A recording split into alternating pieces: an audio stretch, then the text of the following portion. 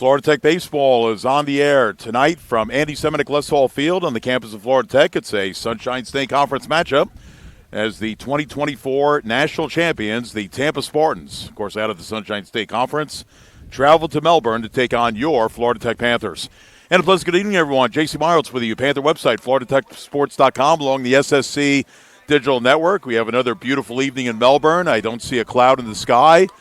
Sunny, clear, blue skies. Temperature is probably in the 70s. A little bit of a wind blowing at about 5 miles per hour as Jacob Pino is throwing in his warm-up pitches. He'll be the starting pitcher for Florida Tech. We'll give the starting lineup in a moment for the Tampa Spartans under the legendary Joe Urso in his 25th season. Well, Joe Urso's legendary because he won another national championship last year. And Tampa's currently 32-6, 16-2 in the Sunshine State Conference. In first place, we'll go over the standings a little bit later on. They have a 2.5-game lead on Florida Southern. They've won 8 in a row. They had a 10-game winning streak earlier this year, so second longest winning streak for them. They're 23-1 at home, so Florida Tech's got them here at home, so maybe that'll be an advantage for the Panthers. Tampa sweeping Rollins at home by scores of 15-2, 9-6, and 14-5 last weekend. As far as Florida Tech, they're coming off a winning series over in St. Petersburg against Eckerd. They won 2 out of 3. They come in at 23-18, 13-11 in the Sunshine State Conference. They're in a virtual tie for 5th place with Nova. So under Joe Urso in his 25th year, this is the lineup that he sends out against Jacob Pino. Leading things off for the Spartans will be the left fielder, Jordan Williams. Hitting second, the shortstop, Nico Saladino. Hitting third will be the son of Joe, J.D. Urso. He plays third base. Batting fourth will be the second baseman, Braden Woodburn. Hitting fifth, the catcher, Johander Trigoyen. Batting sixth, playing right field, is Edgardo Villegas. Hitting seventh, the designated hitter is Kevin Karstetter. Batting in the 8th spot, the first baseman, Cole Russo. And batting ninth, the center fielder, is Maddox Kings. C.J. Williams will be the mound opponent for Jacob Pino. We'll talk more about him in the bottom of the first inning, but it's 6:04 Eastern. First pitch of the game is lined out into right center field. Base hit for Jordan Williams, who is having himself a season. He recently broke the stolen base record for most steals in 1 year. He's got 56 of those, and you got to look for him to possibly be going here. He is 56 for 62, leads the team at hitting, batting .356, so he doesn't waste any time. A solid single to right center field. That brings up the shortstop, Nico Saladino. And I'll tell you, Williams has a huge lead, and immediately checking on him is Pino, and that was pretty close. Pino has a nice move to first. Pedro Figueroa is holding him on. So 2 left-handed batters to start off here against Pino. Right-handed batters on deck. That is J.D. Urso. So Pino kind of taking his time. Another huge lead by Williams. Another pickoff attempt. And he's out. He picked him off. Jacob Pino. Now, of course, we've got replay in Division II baseball, so Williams is standing there to see if Joe Urso wants to take a look at this. And I guess he will not. So Jordan Williams will trot off the field. So Jacob Pino, tremendous move. So that is a pickoff and score it 1-3. You know, Florida Tech's going to be successful in this series. Pitch of the way is swung on and missed. That is the first pitch to Saladino, and it's no balls and 1 strike. You know, if they're going to be successful in this series, I mean, they got to keep Williams off the bases. Again, 56 out of 62 stealing. Pitch in for a called strike, and it's 0-2 on Nico Saladino. Tampa as a team is batting .312. Saladino batting .320. Has 3 homers and 23 runs batted in. Leads the team in walks with 30. Takes the pitch low for a ball, and it's 1 ball and 2 strikes. Well, again, we got our friend, the pitch clock. I say that sarcastically. Down to 11 seconds. I think Pino's going to get this off. He's working a little bit slower than usual. And with 6 seconds, the pitch is just missing. A few moans and groans from the Panther crowd. Looked like the changeup, and it's 2 balls and 2 strikes. So Jacob Pino, right-handed pitcher, 5'10", 175, a junior out of Apopka. Transfer from Thomas University in Georgia. Fastball, slider, changeup pitcher. There's a fastball. It's the line foul over to the left side by Saladino. And it's 2 balls and 2 strikes. So Pino coming in with a 4-run record, a 4.41 ERA. This is his 12th start. That leads the team. He's allowed 68 hits in 63 and 1/3 innings. He delivers a pitch for a ball. It's 3 balls and 2 strikes. We'll set the Panther infield here in a moment. Now Pino picking up the pace a little bit with nobody on base. The 3-2 pitch is a fly ball to left field. Underneath there is Namala. He runs over, makes the catch about 20 feet from the left field line, and they're 2-way here in the top of the first. That'll bring up the third baseman, J.D. Urso. Well, again, Joe Urso, his dad, has had an interesting life, and J.D.'s had an interesting life too. So this is actually his 5th year playing college baseball, and he was here 2 years ago, had a good season, but decided to go down to the University of Miami, which, of course, is a legendary program. I remember Ron Frazier in the 70s and 80s. And then he decided to come back to Tampa this year, which will be his final year. Ball's a chopped foul down the third base side toward the Tampa dugout, which is located on the third base side. So Urso has a no ball and 1 strike count. So J.D. batting .346, and he leads the team in numerous categories. I'll try and get to those if this is a long at bat. The strike 1 pitch coming up from Pino is lined out in center field. That's a base hit. It's very quick at bat. So Urso singles. That's the second hit of the inning for Tampa, and Urso is on first with 2 outs. That'll bring up the second baseman, Braden Woodburn. Well, again, recapping, Urso leads the team in doubles with 13, triples with 4, homers 6, RBIs 42, total bases 85. He's been hit the most, 12. So he is all over the offensive statistics. Here's another good hitter, Braden Woodburn. He is batting .355. That is 1 point behind Williams, who's batting .356. The pitch is high for a ball, and that's ball 1 to Braden Woodburn. So batting .355, 2 homers, 26 RBIs. Again, not really a weak stick in this Tampa lineup. The breaking ball outside by Pino. As far as Florida Tech defensively, Pedro Figueroa playing first base. It's Jason Blackstone at second, Connor Wiggins at short, Gabe Garrett at third. We'll check the outfield in a moment. There's one player we're very happy to have back. Bluff at first. There's a ground ball at second, and it'll be a 4-6 fielder's choice that Woodburn hits into it, and that retires the side. Just to recap the defense, Akil Namala in left field. Brett Kelly back after missing 7 games. He's in center. Jacob Guthrie in right. Anthony Fimiano's catching, and good inning for Jacob Pino. He gives up 2 hits, but nothing more as Woodburn ends the inning on a 4-6 fielder's choice. So for the Spartans at the top of the first inning, no runs, 2 hits, no errors, and 1 man left on base. So we played 1/2 an inning here at Andy Seminick Lessall Field at the campus of Florida Tech. It's Tampa 0, and Florida Tech is coming up. Let's take a look at the starting lineup for the Panthers. The pitcher starting for Tampa is C.J. Williams. He's a right-hander. He's 5'10", 180. He's a graduate student out of Deerfield Beach. Has 4 pretty good pitches, fastball, slider, cutter, and change. We'll take a look at his record in a moment, but let's give the Panther lineup under Coach Tam in his 4th season at the helm. Again, Florida Tech coming in 23-18. You know, Panthers have already exceeded their win total from last year when they really struggled, 17-33. So they have already 6 more wins than they had all of last year. And in the Sunshine State Conference, they already have 5 more wins than they had all of last year. 8-22 becomes this year 13-11. And, you know, the Panthers are somewhat alive. I mean, they're the 10th-ranked team in the South region. Still, they're going to have to win a whole host of ball games, probably get some help from people above them to be considered for the postseason. Anyway, C.J. Williams, the right-hander, throwing in his pitches, and here's the lineup that he'll face. Leading off for the Panthers will be the third baseman, Gabe Garrett. Batting second back in the lineup is the second baseman, Jason Blackstone. Of course, Marshall Burke is out for the year. So Coach Tam has had to go to a couple different people at second base, and he puts Blackstone in the lineup at second. Batting second. Hitting third will be the designated hitter, Noah Burke. He leads the team in home runs with 7. Batting in the fourth position, the first baseman, Pedro Figueroa. Hitting fifth will be the left fielder, Akil Namala. Batting sixth in center field, Brett Kelly. Could have Brett back playing at center. Missed the last 7 games. He also missed an assortment of games earlier in the year, so he's been injury-prone this year. I mean, when he's in, this Florida Tech lineup is a whole lot different. Batting seventh will be the right fielder, Jacob Guthrie. Hitting eighth and catching is Anthony Fimiano, and batting ninth, the shortstop, is Connor Wiggins. So Gabe Garrett will come up.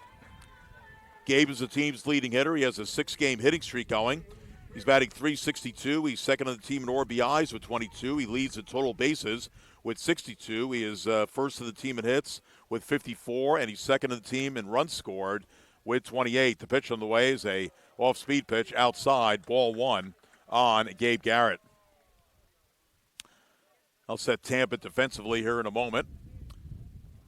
Pitch on the way is fouled off to the right side, and it's 1 ball and 1 strike on Gabe Garrett with Jason Blackstone in the on-deck circle. Cole Russo playing first base for the Spartans. It's Braden Woodburn at second. Nico Saladino, the shortstop. J.D. Urso at third. We'll check the outfield in a moment. It'll be a 1-1 pitch from Williams to Garrett, and it's sliced foul down the right field side. It'll be a 1 ball, 2 strike count. In left field is Jordan Williams. In center field, Maddox King. In right field is Edgardo Villegas. Johander Trigoyen is the catcher. And again, C.J. Williams, the pitcher, a right-hander. Again, 5'10", 180, Deerfield Beach. There's a roller hit to short. Saladino picks it up, throws to first, a little bit high, but they got him. First baseman Russo able to keep his foot in the bag, so 1 away here in the bottom of the first inning. And that'll bring up the second baseman, Jason Blackstone. C.J. Williams having a very good year. He's 8-2 with a 2.8 earned run average. This is his 12th start. That leads the team. And I'll tell you, how about innings pitched and hits? He's allowed 20 less hits than innings pitched. 50 hits allowed in 70 2/3 innings. That is really very good. So here's Blackstone. Pitch to Jason is in for a called strike, and it's 0-1. Williams has allowed 24 runs in 70 2/3 innings, 22 of the 24 earned. He's walked 16. He has struck out 72. That's a 4.5 to 1 strikeout to walk ratio. There's a high pop-up. That's our first Dave Kingman special from the 70s. Under the second baseman. He drops the ball. He dropped it. Braden Woodburn. There's a little bit of a wind swirling with Old Glory in center field. So, you should always try and use 2 hands. He tried to one-hand it, and it went off his glove. So, that's going to be an error on Woodburn, and Blackstone is on first base. And that'll bring up Noah Burke, the Panther designated hitter. So continuing with Williams, 72 strikeouts to 16 walks, 4.5 to 1 strikeout to walk ratio. He has allowed 5 homers in 70 2/3 innings, and opponents are batting just 191 against him. So, again, this Tampa pitching staff, very talented. Pitch in for a called strike, and it's 0-1. I mean, you probably say that every year. Great hitting ball club, great pitching. Another national championship for Joe Urso. His 6th as a coach. He had one as a player back in 1992.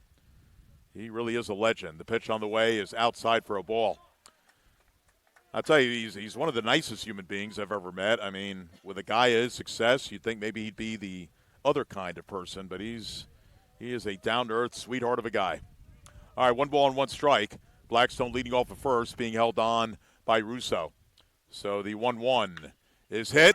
That's a fair ball down the right field line by Burke. Blackstone will go to third. This one goes into the warning track in foul territory, and the Panthers will have a run, and Noah Burke has a triple. And the Panthers jump out to a 1-0 lead. So he tucked it right inside the first base bag and went deep into the corner on the warning track in foul territory. Long run for Villegas, got to it, but Burke able to get to third base, and Blackstone scores 1-0 Florida Tech. Panthers certainly don't want to stop there. I mean, you got to jump in front of Tampa and try and get at least some semblance of a lead, because I'll tell you what, if you make mistakes, whether it's errors, physical or mental, I mean, Tampa's just going to eat you up. You almost have to play a perfect game. You have to get key hits, clutch hitting with 2 outs. So Florida Tech off to a good start. Here is Pedro Figueroa. The pitch to him is lined in left center field, base hit. And just like that, Florida Tech is up 2-0. So Figueroa, RBI single, will drive in Burke. And the Panthers, with 4 batters having batted, already have 2 runs. So the RBI for Figueroa, his 27th. The triple by Burke. Oh, boy. For Burke, 19th RBI for him earlier in the inning. So Florida Tech up 2-0 against the defending national champions. They're only in the bottom of the first. We've got a long ways to go, but good start. Pitch on the way is a fastball, and it's just outside for a ball. It is ball one. Here's Akil Namala, who's having a pretty good season. 7-game hitting streak, batting .282, has 2 homers, 9 runs batted in. Pitch on the way is swung on and missed. I mean, he has started a lot lately, primarily playing left field. Wears 33. So Figueroa on at first. 2 runs are in, 2-0 Florida Tech. 1-1 count on Namala. Again, we got Russo holding on Figueroa. Long pause by Williams. The pitch is a high pop-up right side. Russo's over for a look. Does he have room? Nah, that one's going to be actually overshooting the bullpen and goes out on the sidewalk. So 1 ball and 2 strikes on Akil Namala. Panthers as a team batting .297. Again, Namala .282, 2 homers, 9 RBIs. 11 for 39 at the plate. And again, a 7-game hitting streak. So again, he is starting his 12th game. This is his 16th appearance, but lately he's been playing quite a bit. Of course, Kelly's been out of the lineup. He's back. Pitch on the way is a breaking ball missing high, and it's 2-2. And again, Marshall Burke, he appears to be out for the season. We got Brett Kelly back. So, yeah, Jeff Tam has done a nice job in trying to piece this team together. I mean, they've had probably more injuries than usual. It'll be a 2-2. Swung on and missed. And Williams gets his first strikeout.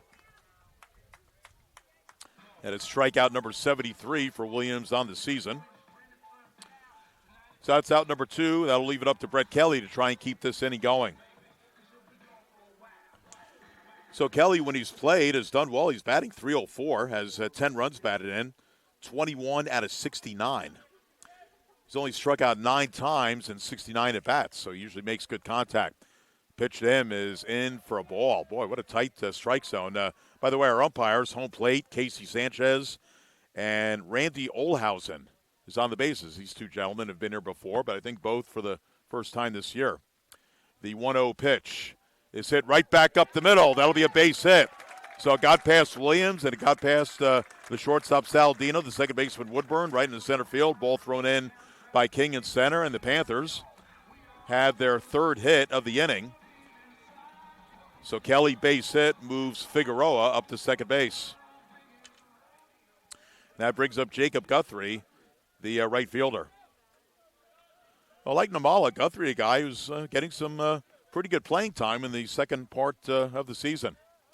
So runners on first and second, 2 outs. Panthers up 2-0, but they'd love to get some more. There's a swing foul ball by Guthrie. It's strike 1. So Guthrie's got a 5-game hitting streak going. He's reached base in 9 consecutive games, and he's batting .359. Now, he only has 39 at-bats, but he's 14 for 39, 2 homers, 5 runs batted in. The pitch is sliced down the right field line, and that's a fair ball. The Panthers will have at least 1 run. They might get 2 here, and they will get 2. And another triple in the inning, I think. No, double. Double. And I think Jeff Tam wants to have a look at this, the way he's indicating here. Let's see. So for now, it's a double. And let's see, maybe 9-4 to 5 on the putout. We'll double check that. Well, I guess Tam's not going to have a look at it. I thought he signaled the umpire. He wanted to have a look. But what a throw by Villegas. I think Woodburn was the cutoff man, and it went all the way to Urso. So give Guthrie a double. As I catch up here, double, 2 RBIs, driving in Kelly and Figueroa. So Guthrie with a double thrown out at third, but the Panthers score 4 runs on 4 hits in the bottom of the first inning. They lead it 4-0. We'll see if that'll hold up. We got 8 more innings to go. We'll take a break and be back. This is Panther Baseball at FloridaTechSports.com.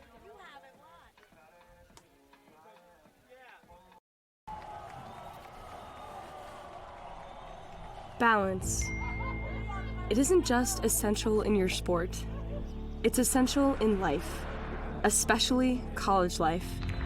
It's everything you need to thrive in school, in sport, and everything in between. The key is just finding a place where you can pursue it all.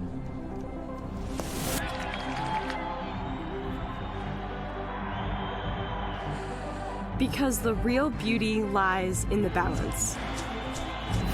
If you want to win in every arena of college life, go D2. Make it yours. All right, top of the second inning. Good start for Florida Tech. It's always good to get a good start against any team, but particularly the Tampa Spartans. Again, they come in 32-6, 16-2 in the Sunshine State Conference. They're in first place, which is where they usually spend their most of the time, most of the years. 2.5 games up on Florida Southern. Again, they won the national championship last year with a 52-8 record. They were 24-6 in the conference. The pitch by Pino as he starts the second inning of work. Outside for a ball, ball one. Johander Trigoyen is the leadoff batter, so 5, 6, and 7. Edgardo Villegas and Kevin Karstetter to follow. And Pino with the pitch is swung on and missed. That'll even the count up at 1 ball and 1 strike. So Trigoyen, another good hitter, batting .333, has a home run and 18 RBIs. He's only struck out 8 times and 90 at-bats. Just a bit outside, and it's 2-1 on Johander Trigoyen. Again, a beautiful evening for baseball. Slight breeze blowing out toward left center, maybe about 5 miles an hour. It'll be a 2-1 by Pino. There's a chopper. Third base, tough play for Garrett. Throws to first. The big stretch. And I'll tell you, Figueroa can stretch him like no other player, but that'll be an infield hit. So nothing really Garrett could do. He made a nice play, picked it up, just not in time. So that'll bring up Edgardo Villegas, the right fielder. Again, Villegas has been a DH this year, but he's playing right field in this game. And another guy who can hit .320, 1 homer, and 20 RBIs. Third in the team in doubles with 11. The pitch on the way is a changeup in for a called strike, and it's 0-1. So again, Jacob Pino, 4-1, 4.41 ERA. Again, he's allowed 68 hits in 63 1/3 innings. The 0-1 is swung on and a foul tip. That'll be 2 strikes on Edgardo Villegas with Kevin Karstetter in the on-deck circle. So Pino's given up 40 runs in 63 1/3 innings, 31 of the 40 earned. He's walked 15. He has struck out 40, so that's about a 2.5 to 1 strikeout to walk ratio. It'll be a 2-strike pitch by Pino. Just a bit outside, and it's 1-2. Some more moans and groans from the Panther crowd. If there's an Achilles heel for Pino, he's allowed the most home runs of the staff, 7 in 63 1/3. Well, he's pitched the most. He's given up the most homers, 274 opponent's batting average. It'll be a 1-2. Runner leads at first, and that one, I think, will be a wild pitch off of Fimiano. And to second base goes Trigoyen. Looked like that was in the dirt. So we'll call it a wild pitch. And Villegas, another left-handed batter, has a 2-ball, 2-strike count. Down to 5 seconds of the pitch clock. Is he going to get it off? He's down to 3. He gets it off. There's a liner in the center field. Kelly's on his horse. He won't get to it. It's in the left center field, and Tampa will break the ice here. That'll be a double for Villegas, scoring Trigoyen. And the Spartans come right back with 1 in the top of the second. Florida Tech still leading it 4-1. But you know what? There's nobody out, and Florida Tech is going to try and prevent a big inning here by the Spartans.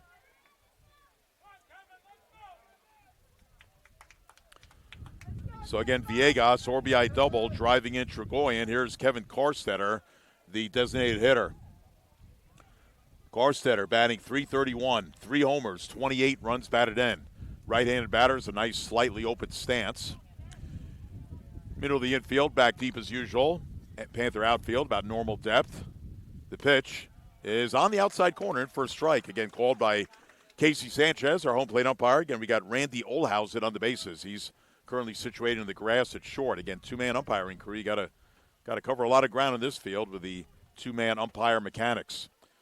Pino checking the runner at second. Checks him again. And the strike one pitch is hit down the right field line. Fair ball, beautifully placed by Karstetter. And Karstetter will get an RBI double. That drives in Villegas. And just like that, Tampa's cut it to 4-2.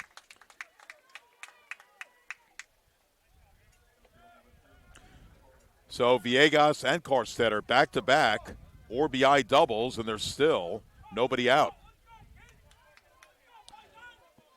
As you might expect, with all the success the Tampa program has had, they've got their contingent of fans here making the about 2.5-hour trip, depending on the Howard Franklin Bridge, to get over here. That'd be more of an Eckert thing. There's a ground ball, wide of first. Figueroa will underhand it to Pino for the out. That is out number one, but a productive out by Russo. That moves Carstetter to third base.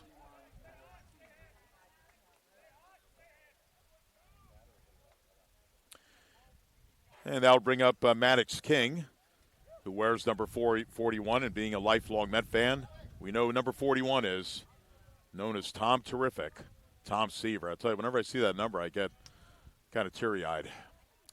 Pitch on the way is outside for a ball. Breaking ball misses. It's ball one on Maddox King, who is not your typical number 9 hitter because he's batting .287 as a home run and 15 runs batted in. 23 for 80 coming in. There's a slider outside, and it's 2 balls and no strikes. So, again, Pino's got a fastball, a slider, and a change. So I guess that curveball is more of a slider. That definitely looked like the slider. And it's 2-0. Middle of the infield is back, willing to concede a run on a ground ball. The 2-ball pitch by Pino is a chopper foul, and, nice play by the on-deck batter, who happens to be the leadoff man, Jordan Williams. So, 2 balls and 1 strike on Maddox King. Maddox, a sophomore out of Tampa.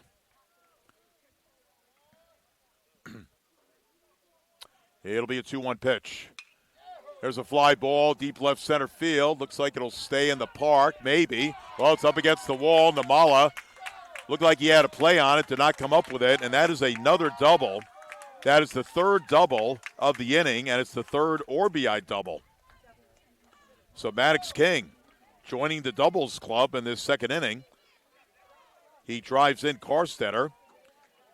So Florida Tech scores 4 in the bottom of the 1st, and look what Tampa does. There's only 1 out. They've already scored 3, and the tying run is on at second base, and that brings up the leadoff hitter, Jordan Williams, the left fielder. He singled back in the 1st inning, but then he pretty quickly got picked off by Pino. I think it was about the 3rd throw over. Pino finally got him. So 1 out, runner on second. The pitch to Williams, trying to bunt, and I think he offered at it.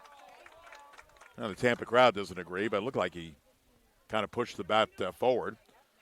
Williams kind of taking a break. He probably thinks he held up, but strike 1 the count on Jordan Williams out of Odessa, Florida. Transfer from Florida State. Pitch is on the outside corner, in for a strike, and it's 2 strikes on Jordan Williams. Again, batting .356, has the most hits of the team with that hit in the 1st inning. He's got 53 hits. He's got 45 runs scored, leads the team in both categories. It'll be an 0-2 by Pino. Check of the runner at second. Pitch is way outside, and it's 1-2. Again, Saladino to follow. So Tampa already here in the 2nd inning, back to the top of the batting order pretty quickly. It looks like the sun is going into a set at 6:30 Eastern time. The light should be coming on here in a minute. The pitch on the way is swung on and missed. So nice strikeout by Pino. And that's his first strikeout of the game. So Williams strikes out. That is a big out. Again, not only Williams hitting, but Williams trying to steal bases. He's got 52 of them. Got to try and keep him off. And, again, they picked him off in the 1st. They strike him out here. So it's up to Nico Saladino to try and tie up the game. He flew out to left field back in the 1st. Pino checking the runner at second. Oh, the sun's coming back out. Ball's fouled off to the left side, out of play again. Every time I try and retire the sun says, well, I'm not quite ready to go to bed yet. So the sun all of a sudden comes out. I thought maybe it was going into a slow set, but not quite. So now the sun is out and covering most of the field. Fastball's outside, 1 ball and 1 strike. Well, still, the light should be coming on here in the next half hour, I would think. Again, usually have light out here about 7:30 or so as the days are slowly getting longer. It'll be a 1-1 by Pino. Again, checking the runner at second. Again, that's the tying run at second base. And King, ball's fouled off over to the left by Nico Saladino. Nico coming in, batting .320, 3 homers, 23 RBIs. Again, he leads the team in walks with 30. Had 9 home runs last year. Has 3 this year, so he's on a pretty good pace for 9. The pitch is just a bit inside, and it's 2-2. Batted .296 last year, 9 homers, 57 RBIs. Having another productive year this year. His numbers are down a little bit, but still .320 average. All right, Pino once again checking the runner at second. There's a roller hit to second. Blackstone will throw to first for the out, and the inning is over. But Tampa quickly responds to the 4-run bomb of the first inning that the Panthers put together. They score 3 as they send 7 batters to the plate. They score 3 runs, and they do so on 4 hits, with 3 of them being RBI doubles by Villegas, Carstetter, and King. So we got a high-scoring affair, rolling an inning and a half in. It is Florida Tech 4 and Tampa 3. Well, again, J.C. Miles with you, FloridaTechSports.com. Let's take a look at the Sunshine State Conference standings. In fact, most teams are doing the Thursday-Friday routine because, of course, Sunday is Easter. So actually, Florida Tech and Tampa will play a doubleheader tomorrow at 1, and that's the only SSC games that are scheduled because everybody else is doing Thursday, Friday. So last night, Rollins really throttled Eckert, or as Van Earl Wright used to say, they got slonkered, 22-3. Good football score there for Rollins. Not so good for Eckert. And I'll tell you, this is a little bit of a surprise. Lynn beat Florida Southern 15-2. Wow, 15-2. You know, Lynn's in 4th place, having a decent year, but Florida Southern's in 2nd. They don't lose too many like that. And you know what? Lynn won the first game of the doubleheader today, 21-9. So Florida Southern having all sorts of trouble down in Boca Raton. Nova defeated Embry-Riddle last night 10-8, and it was Palm Beach Atlantic beating Barry 6-5. Now, Barry did beat PBA in the first game today. I was able to get that one 8-5. So, again, other than these 2 teams, everybody is playing a doubleheader today, and they're going to be done for the weekend. Again, we'll be out here at 1 o'clock for a SSC doubleheader. So, bottom of the second inning, 4-3 Florida Tech. Anthony Fimiano leading off, and he fouls it off over the left side. It's strike 1 on Fimiano. Anthony, second leading hitter in the club. He does trail Garrett by 50 points, but he's batting .312. Again, Garrett's at .362. Ball's fouled off right side. And this one will be out of play into the Panther bullpen. So Fimiano at .312, 16 runs batted in, does not have a home run. Leads the team at doubles with 12. 34 for 109 on the year, and usually makes good contact. He's only struck out 11 times in 109 at-bats. So Fimiano, Wiggins, and Garrett here in the bottom of the second. Pitch is high for a ball, and it's 1-2 on Fimiano.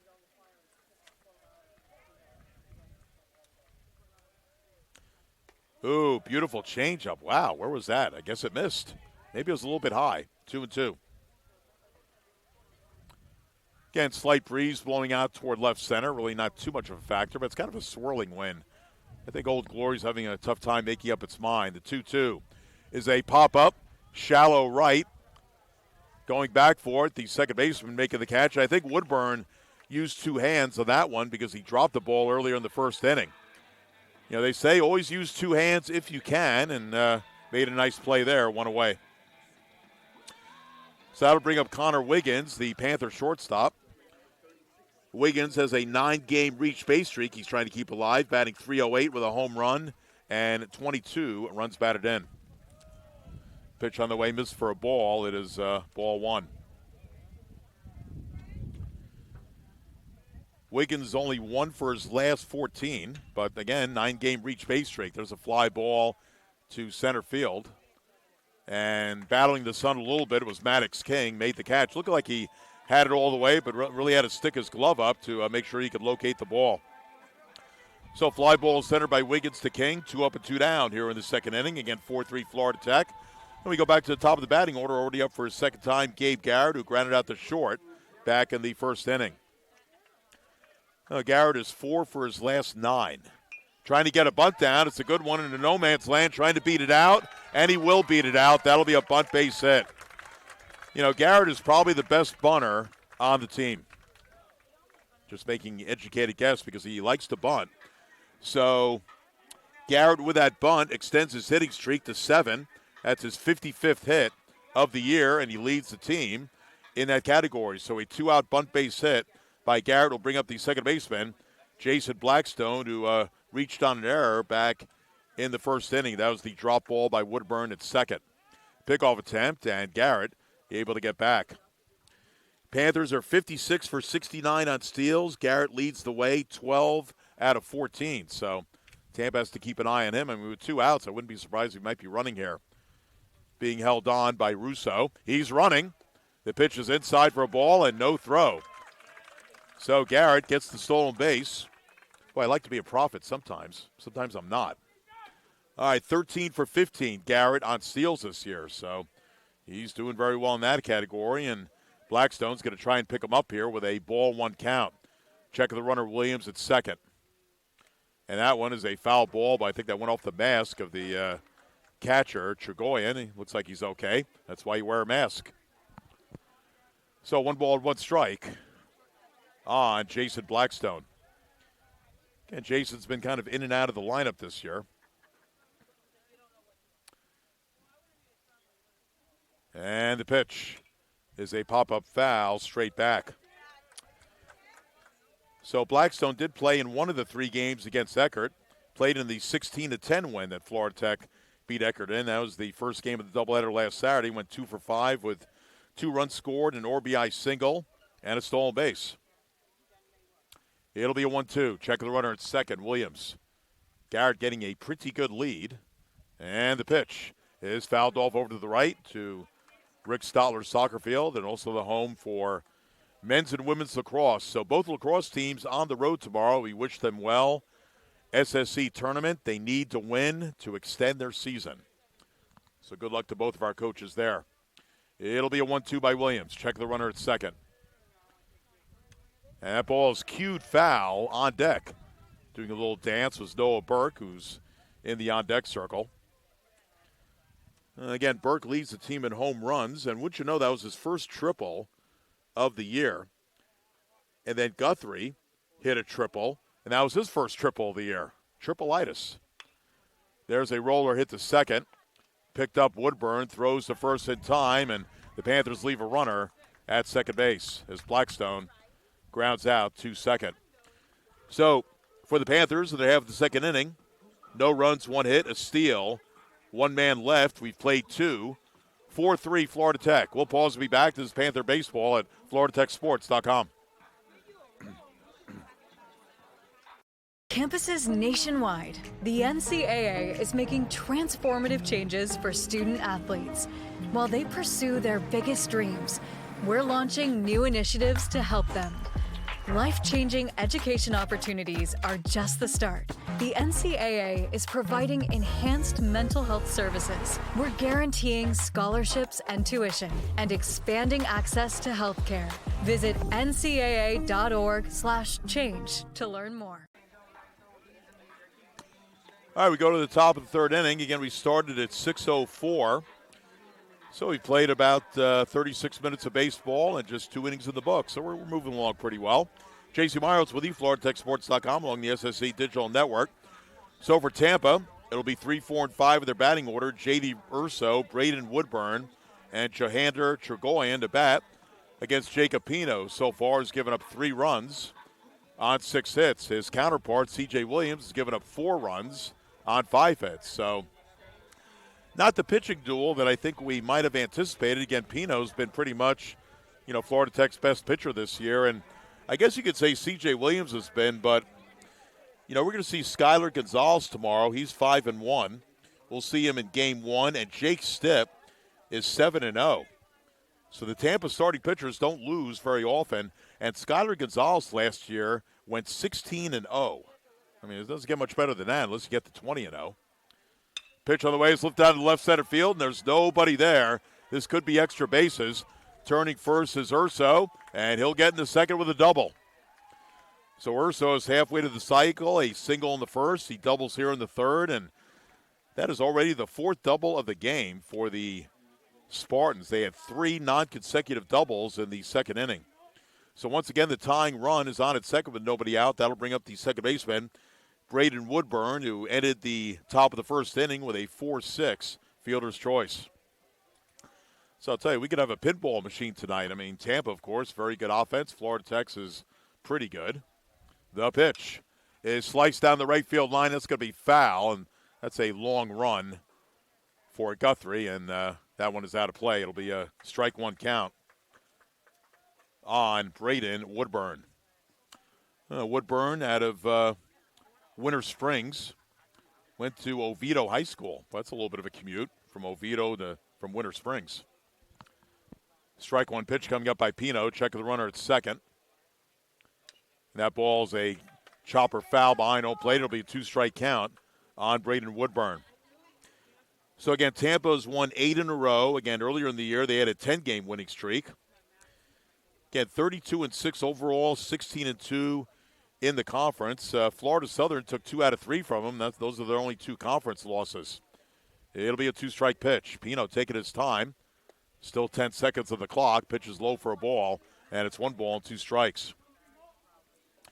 Again, 52-8 last year on their way to another national championship for Joe Urso. Again, his 6th as a coach, and he had 1 as a player back in 1992, so 7 total. Runner goes, attempted steal third, and safe at third. Boy, what a pickup by Garrett. If that gets by him, we have a tie game. Boy, he picked that up like Brooks Robinson about 55 years ago. So a stolen base, Woodburn steals third. And for Woodburn, his 10th steal of the year. So now the tying run is on at third, just 90 feet away, and nobody out. It'll be a 2-ball, 2-strike count on Woodburn.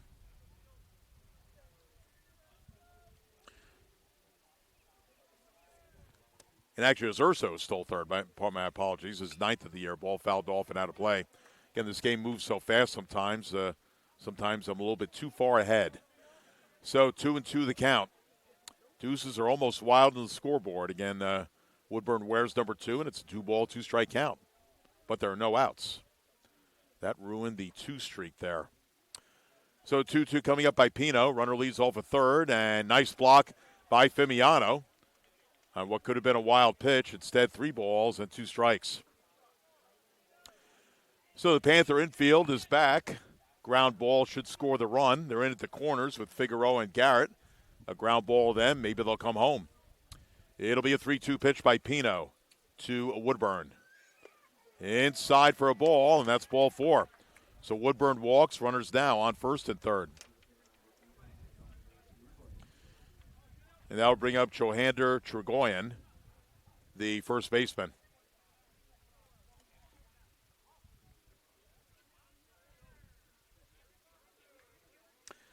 I got to double check his pronunciation. Johander Irigoyen. Okay. All right, first and third, nobody out. So tying run on third. Go ahead and run on first. Pitch it for a called strike, and it's 0-1. So Johander Irigoyen. Yeah. Say that 10 times fast. Pickoff attempt, and the runner gets back. The lights are slowly coming on here. Still a lot of sunlight. The sun is not retired. It is still out in all its glory, covering most of the field at 6:46 Eastern Time. The strike one pitch by Pino is, in for a called strike. A little bit of a late call there by Casey Sanchez. The Tampa fans not happy with that, and it's a 2-strike count.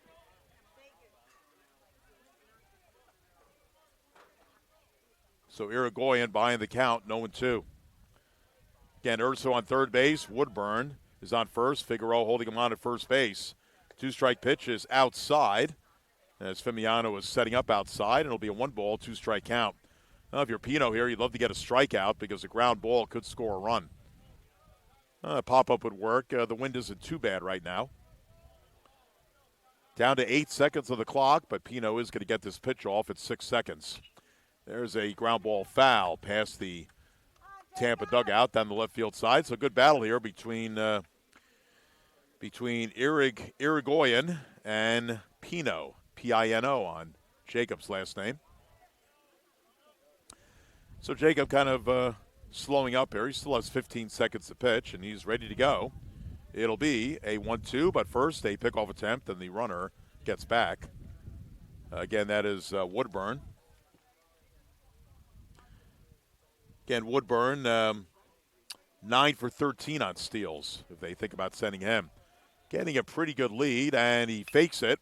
Roller to third. Garrett picks it up. He thought about home, but throws to first in time. They wouldn't have gotten him. So, again, Garrett had to make a quick decision on plays like that. That's what you have to do, and he decided to go to first, and that was the right move because Urso scores, and we're tied at 4. So give Trigoyen an RBI ground out, 5-3. On the play, Woodburn takes second. He represents the go-ahead run. And here's Edgardo Villegas, the right fielder, and he started the slew of doubles in the second inning with an RBI double that drove in Trigoyen. So we're tied at 4 here in the top of the third inning. Pino checking the runner at second. Still checks him. Still gets the pitch off at plenty of time, 13 on the clock, and it's ball 1.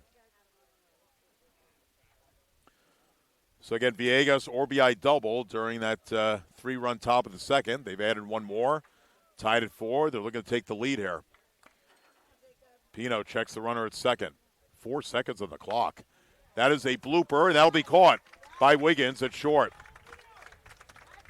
So Villegas muscling that ball, but could not muscle it over the head of Wiggins at short. Wiggins makes the play, and that is out number 2.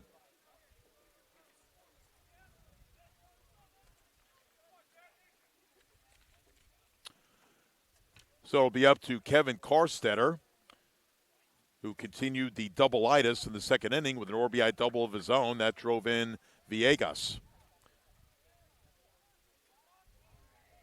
He's trying to drive in Woodburn here at second base. And Pino will fake it to second, which you're allowed to do. Blackstone, a little bit of bird dogging at second. Goes back to his regular position. If I'm Pino, you got 2 outs. I would just concentrate on the batter. So Pino checking the runner at second. Comes to the plate. There's a high pop-up. Dave Kingman definitely lives 55 years later. It goes to Wiggins at short. He will make the play, and the inning is over. So Tampa able to tie the game, but fortunately for Florida Tech, not able to take their first lead. So for Tampa, in their half of the third inning, 1 run, 2 hits, no errors, and 1 runner left at second base. So we've played 2.5 innings here at Andy Semenuk Les Hall Field on the campus of Florida Tech. We got a good one, especially if you like high scoring. Through 2.5 innings, we are tied at 4. Tampa's out hit Florida Tech 7-5, but we are knotted up at 4 apiece. Well, Tampa leads the all-time series against Florida Tech by a whole bunch, 130-34. But, Florida Tech shouldn't feel too bad about that because Tampa leads the all-time series against most of the teams in the conference, and probably at least half of them, they have a huge lead in the all-time series. So 130-34. Florida Tech trying to chip into that a little bit if they can win tonight. Tampa's 58-19 here at Andy Semenuk Les Hall Field. Last year, Tampa swept the 3-game series over in Tampa, and they did so by scores of 6-4, 13-0, and 19-11. So in the 3-game series last year, Tampa outscored Florida Tech 38-15. Tampa's won 12 consecutive times against the Panthers. The last Panther win was in Tampa, which has been a really tough place for Florida Tech to win. And that came a little more than 5 years ago, February 29th, so that was a leap year. February 29th of 2020, they won 3-2. Last time Florida Tech won a series against Tampa was the year before that, 2019, so that was 6 years ago. So it's been a long time in coming, and hopefully Florida Tech can stay in this game. Again, we're tied at 4, and Noah Burke will lead things off for Florida Tech. Again, Burke hit his first triple of the season to start the hitting parade in the first inning.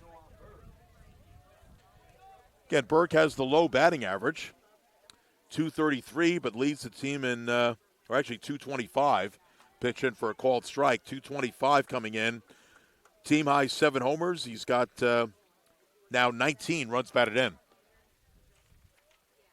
So tied at 4, bottom of the third. Pitches in for a ball. It is ball 1, strike 1 on Noah Burke. Again, Florida Tech taking 2 out of 3 over in St. Pete last weekend against Eckert. There's a soft liner, but it's going to be caught by the shortstop, Saladino. 1 away here in the bottom of the third. And now Pedro Figueroa, who singled back in the first inning. So again, it was Burke tripling in Blackstone, and then Figueroa singled in Burke, who tripled. And then a 2 RBI double later in the inning by Guthrie, and that sums up the 4 runs for Florida Tech. There's a fly ball to right field. It's deep. Villegas on the line makes the catch. Signaled a fair ball. So if he would have dropped it, it would have been fair, but nice running catch there by Villegas, 2 away. And that'll bring up Akil Namala, the Panther left fielder, struck out swinging back in the first inning. So after the tough first inning by Williams, since then, he's retired 5 of the last 6. Pitch in for a called strike, changeup, nice one by Williams. Again, Williams, senior, 5'10", 180 out of Deerfield Beach. Transfer from Florida Atlantic, Owl Country down in Boca Raton.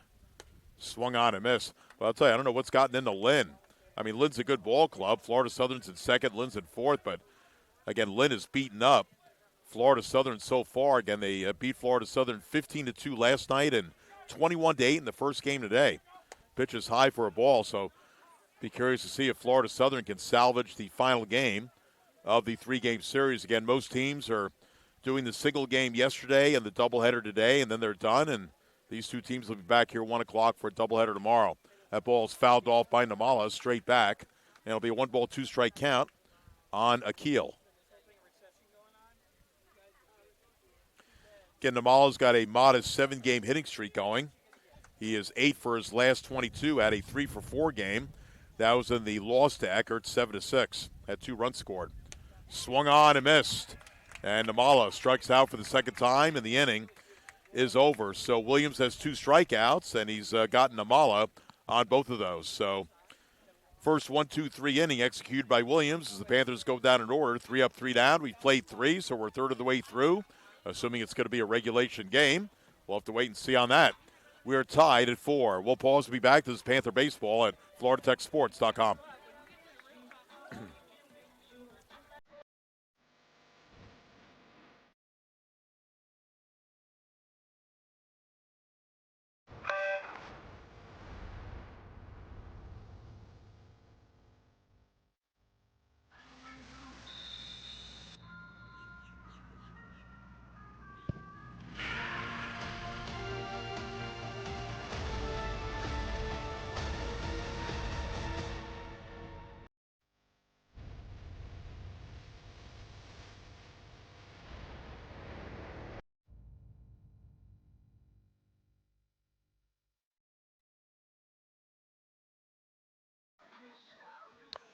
All right, welcome back.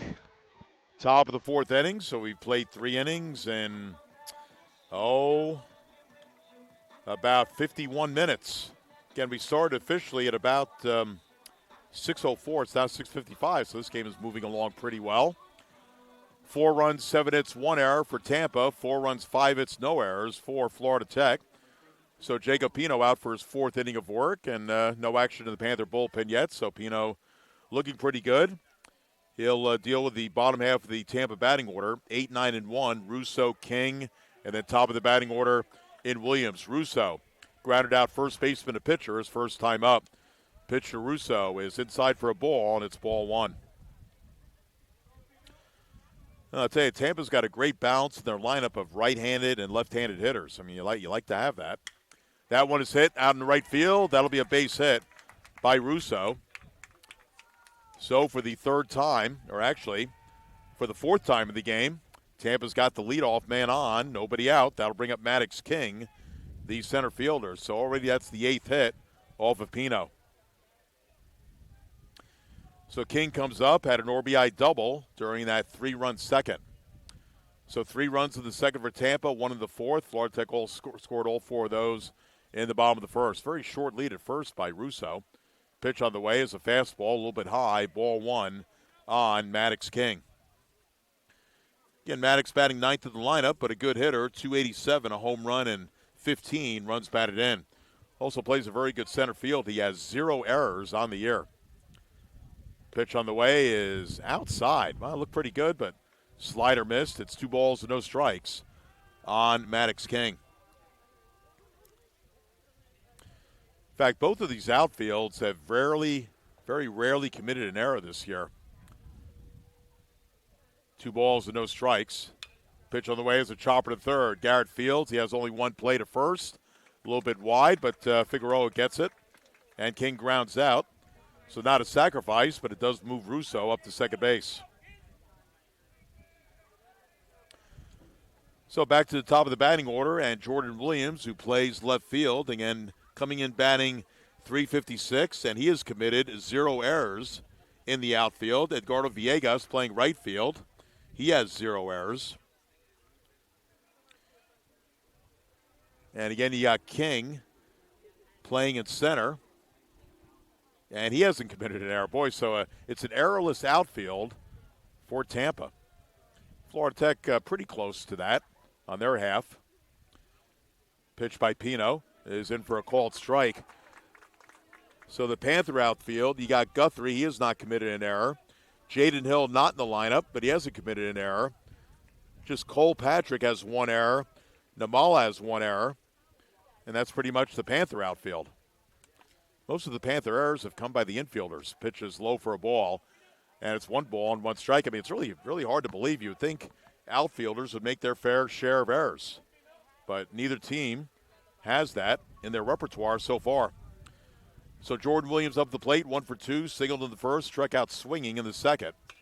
There's a high pop-up, shallow right center field. Guthrie with a long run, but he's there, and it's actually Kelly who makes the play. I thought Guthrie was going to take it, but Kelly came over and made the play. He might have had the better angle on the play, so that's out number 2. And now Nico Saladino, the Spartan shortstop, flew out to left field the first, grounded out to second in the second. Again, Tampa is not led yet. We're tied at 4. They have the chance to take their first lead here if Saladino can get a hit. Pino checking the runner at second. With the pitch. And off the outside corner, it's ball 1 on Saladino. Nico out of Valrico, which is adjacent to Tampa. Nico out of Valrico, wow. Can't believe I came up with that, but that's what it is. Pitch in for a called strike, and it's 1-1. Again, 35 players on the Tampa roster, and 26 of the 35 are from Florida. Of course, Tampa's a nice hotbed for baseball. Joe Urso doesn't have to go very far to recruit. 1 ball, 1 strike. Pino gets it off with 2 seconds on the clock. Pitch in for a called strike. No, he's not shooting a 3-pointer. But that actually got down to about 2 seconds. And he delivers a strike 1 and 2. Now, Tampa's one of, I think, about 5 teams in the conference that have a JV team. How about that? Pitches in the dirt, 2 and 2. Always nice to have a farm club on campus. So I think it's Tampa, Rollins, Florida Southern, and I want to say Barry, and maybe one other team. Florida Tech does not have a JV team. So no farm club for them. The 2-2 pitch. Just a bit inside, and it's 3 and 2. So close pitches by Pino, but called the ball, and it's 3 and 2. So 3 balls, 2 strikes, 2 outs. Got a runner on second, so I don't think he'll be running here. So big pitch here by Pino, trying to keep this a tied game. The 3-2 pitch is sliced but foul down the left field side. So no action in the Panther bullpen, no action in the Tampa bullpen. So it appears that Pino and Williams are settling down a little bit. Get a 4-run bomb in the first for Florida Tech, 3-run top of the second for Tampa, and then the 1 run by Tampa to tie the game in the third. And Otherwise, both seem to be settling down. Pino trying to get out of this inning with a tie score. A little bit of a dance off a second. Ball fouled off and out of play. Again, that's Russo on second base doing a little side-to-side dance to entertain us.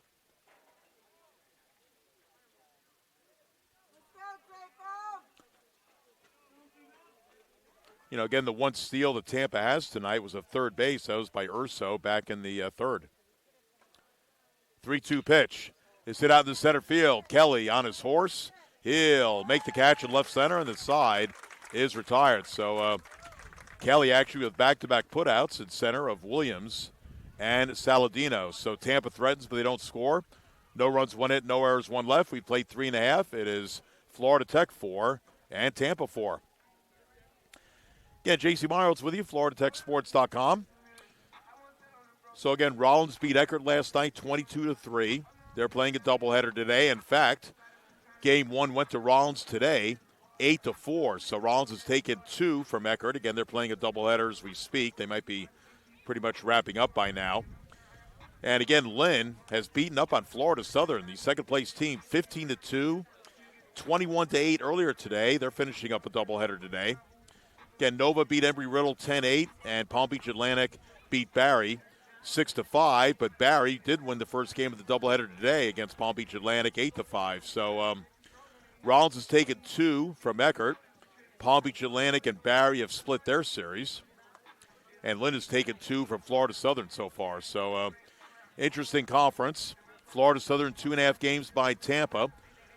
Of course, Rollins, they've had a nice run the last few years. Did not make the postseason last year, but finished in the runner-up position 2 years ago and finished 5th place 3 years ago. They're 4 games out. Lynn is 5 out. Nova 5.5 out, and then Florida Tech is 6 out. Again, in the Southern Regional poll, well dotted by Sunshine State Conference teams. Well, Tampa's the number 1 team in the country, so you figure, they're number 1 in the South as well. Florida Southern, number 2 in the conference, number 2 in the South region, although they're taking a hit against Lynn this weekend. Rollins is 5th in the Southern Regional poll. Lynn is 9th. Florida Tech is 10th. And Nova is receiving votes. We'll take a closer look at that national poll a little bit later on. But bottom of the 4th inning, we are tied at 4. And for the Panthers, Brett Kelly leading off against C.J. Williams. The pitch. Kelly shows bunt, and the pitch outside for a ball. It's ball 1. Kelly singled back in the first inning. So tied at 4, bottom of the 4th. Tampa's out hit Florida Tech 8-5. The pitch is a roller to short. Picked up by Saladino. Throws the first in time. Boy, Saladino very casual at short, making that play look pretty easy. So Kelly grounds out. He's now 1 for 2, 1 away in the bottom of the 4th. That brings up Jacob Guthrie, the Panther right fielder. So Guthrie with a 2 RBI double back in the first inning, but then trying to stretch it into a triple. He has thrown out 9 to 4 to 5. That was Villegas to Woodburn to Urso. Pitch in for a called strike, and it's 0-1. I mean, Villegas making the perfect throw to Woodburn, and Woodburn with the throw to get Guthrie at third. Pretty close play, but he was definitely out. There's a chopper down the left field side. Foul ball. So 2 strikes on Jacob Guthrie. Anthony Fimiano is on deck. And the 2-strike pitch is way outside, and it's 1-2. So again, Williams primarily 4 pitches: fastball, slider, cutter, and change. Again, a graduate student out of Deerfield Beach. 2 seconds of the clock to pitch. This one lifted out in the center field. It's going to fall in for a base hit. 1-out single by Guthrie. He's now 2 for 2. He's halfway to the cycle, a single and a double. So hit number 6 for Florida Tech. That'll bring up Anthony Fimiano, the Panther catcher. He popped up to second back in the second inning. So the potential go-ahead run is on at first in Jacob Guthrie. Guthrie does not have a steal attempt this year. Let's see if Jeff Tam will roll the dice here and send him with 1 out. He holds and swung out and missed by Fimiano. And Fimiano struck so hard he lost his elbow guard, it looks like. So strike 1 on Anthony. Fimiano's now 6 for his last 13. He has hit safely in 7 of his last 8. He swings and misses at strike 2, no balls and 2 strikes. Again, Fabiano coming in, second leading unit of the club, batting .312, leads the team in doubles with 12, has 16 runs batted in. Short lead at first by Guthrie, pitches high, fastball by Williams, and it's 1 ball and 2 strikes. The lights are starting to take a little bit more of a full effect, but still a fair amount of sunshine out here at 7:07 Eastern. Again, the days are getting longer. A 1-2 pitch here by Williams to Fabiano. And fouled off. That might have been ball 2, but Fabiano struck at it and fouled it off straight back. Count remains at 1-2.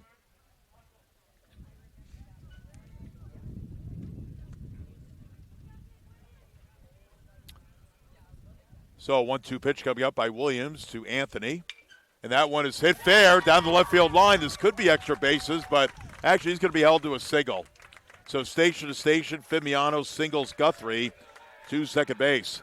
So that ball's hit down the left field line, but it didn't exactly hug the line. It was probably about 10 feet from the line, so Jordan Williams had some time to get that back in. So 1 out back-to-back singles by Guthrie and Fabiano bring up the Panthers shortstop, Connor Wiggins, who flew out to center field back in the second inning. So again, for Florida Tech, very important not to make errors in this game and very important to try and pick up runners on base. And the bunt is on and doesn't get far enough away from the catcher, Tregoyan. And it's 1 ball, no strikes. So Wiggins was squaring around the bunt, even though there's 1 out, runners on first and second. I'd probably be swinging away here. But Wiggins, he's batting .308. Trying to keep a 9-game reach base streak alive. The ball 1 pitch is fouled off. That might have gotten the catcher a little bit, Tregoyan. And it's 1 ball and 1 strike. Again, 1 out here in the bottom of the 4th.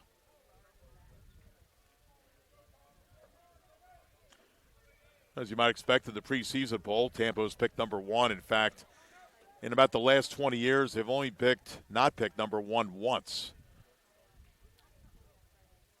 Pitch on the way, just a bit outside, and it's 2-1.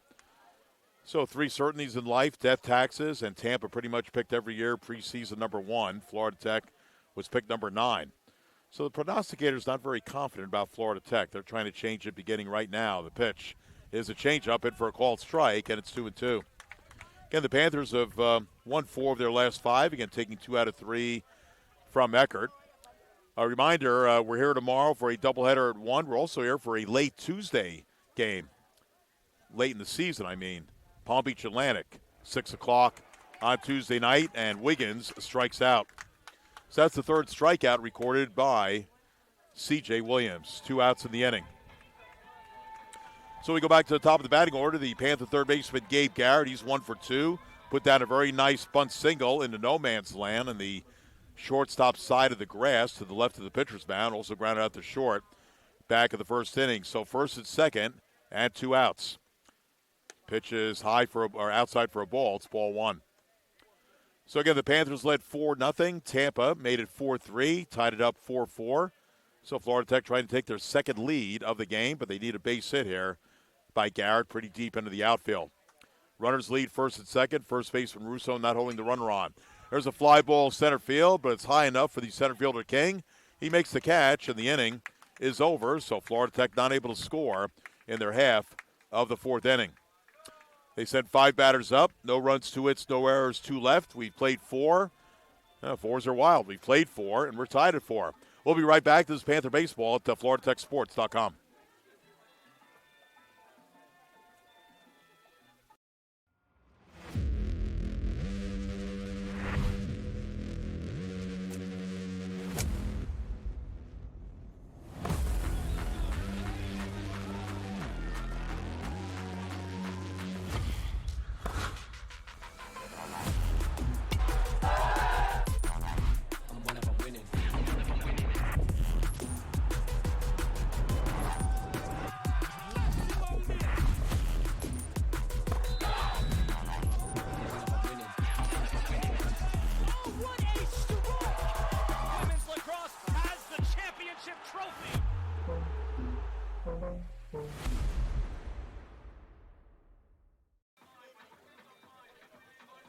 All right, top of the 5th inning.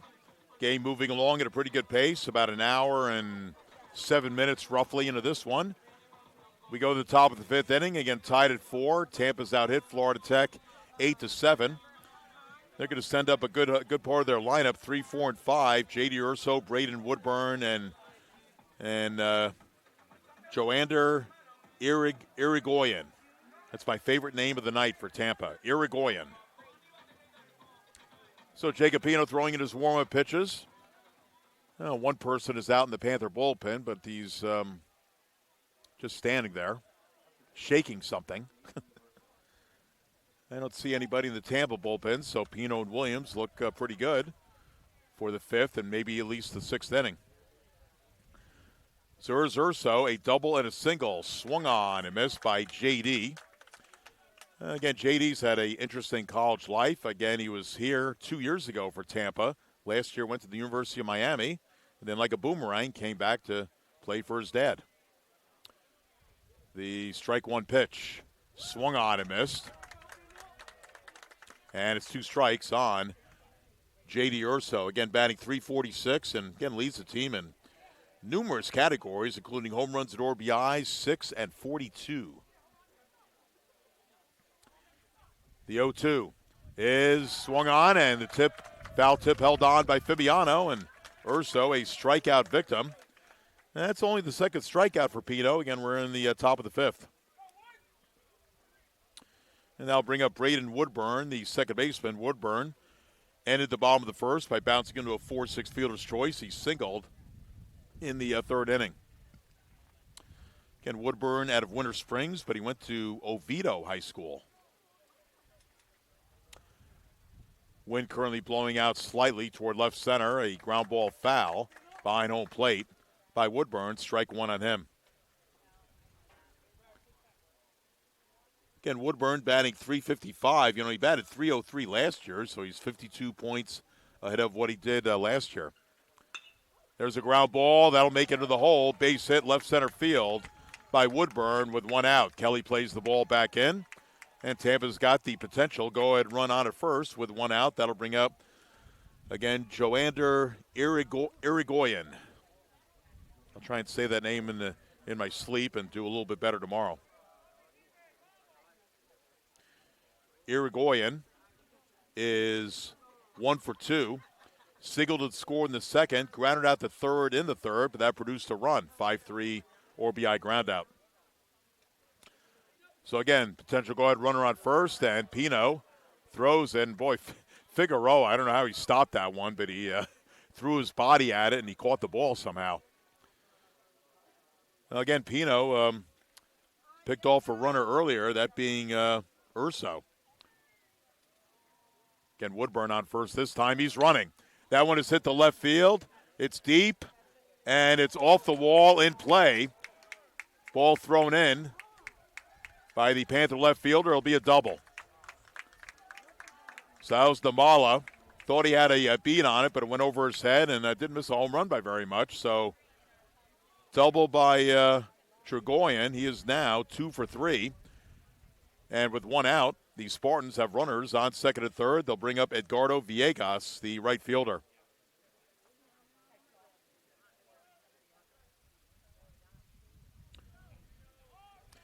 So Villegas, RBI double, scored a run in the second, hit a soft liner to short to Wiggins in the third inning.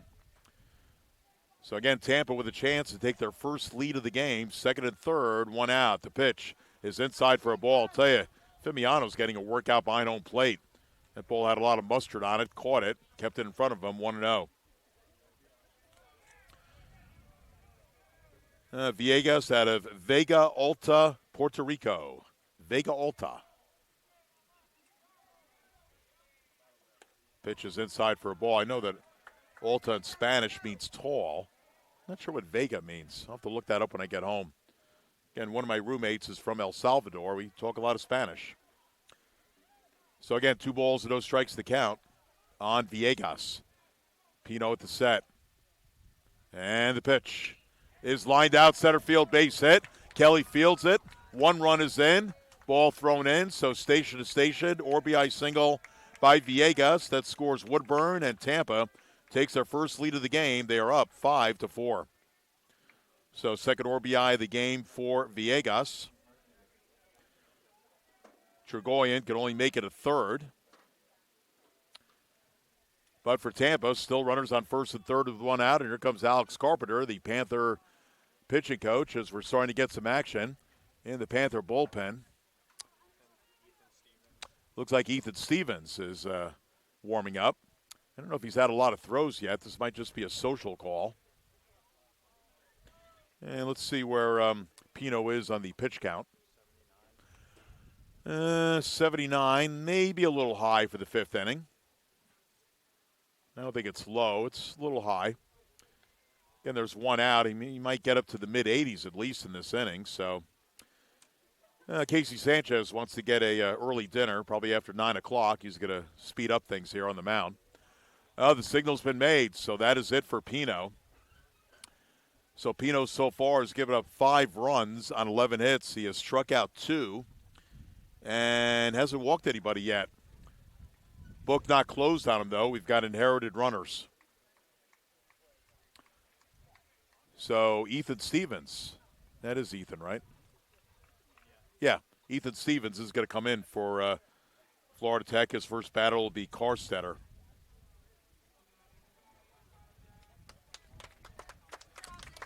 So Pino goes out. I mean, it's tough to pitch against this Tampa team. I mean, he did have 2 scoreless innings, but again, the 3-run second, the 1-run third, and so far a 1-run fifth has given Tampa a 5-4 lead. So Ethan Stevens will try and be the good teammate here and try and strand the 2 runners, which will be on first and third. So Stevens comes in and he's had a good season. 1-1 record, a 1.75 earned run average. This is 12th appearance of the year. Leads the team in saves with 4. 1 ahead of Noah Steckley, who's got 3. Panthers have 10 saves in the relief corps this year. Stevens has allowed just 20 hits in 25 2/3 innings. He's given up 7 runs, 5 of the 7 earned. He's walked 9, and he has struck out 32, so about a 3.5 to 1 strikeout to walk ratio for Stevens. That is really good. He's only given up 1 homer in 25 2/3 innings, and opponents are batting .204 against them. So Stevens entering the game. Right-hander, 5'10", 200, senior out of Land O'Lakes, which is not very far from St. Leo. Stevens, a transfer from Polk State. So a tough spot for him.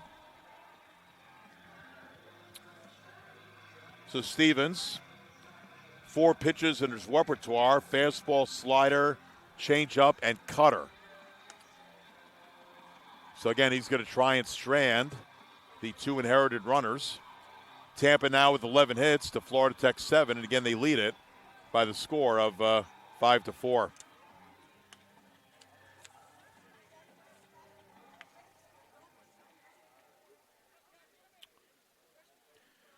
Stevens' last appearance came against Eckert. That was the 16-10 game. I'm really sorry I missed that one. Probably would have had my Jimmy Durante voice by the end of that one. Stevens pitched 2 innings through 36 pitches, did not allow a run, gave up 1 hit, walked 2, struck out 1.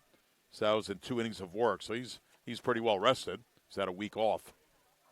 All right, first and third and 1 out. Again, 5-4 Tampa. The pitch by Stevens is outside. Another nice grab there by Pino, or by Fabiano, rather. And it's a ball 1 on Kevin Karstetter, who has an RBI double to his credit in the second inning and also a pop-up to short. So first and third, 1 out. Stevens would like to have a double play ball here. Pitch is inside. That'll run the count 2 balls and no strikes. Cole Russo is on deck. So we got Trigoyen on third and Villegas on first. Villegas being held on by Figueroa.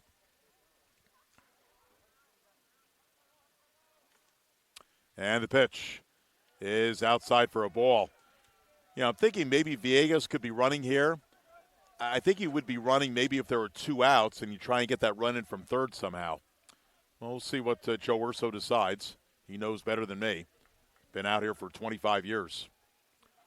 The pitch is a ground ball right side. Figueroa bobbles it. Hot potato, get that sour cream out. But he gets the out at first.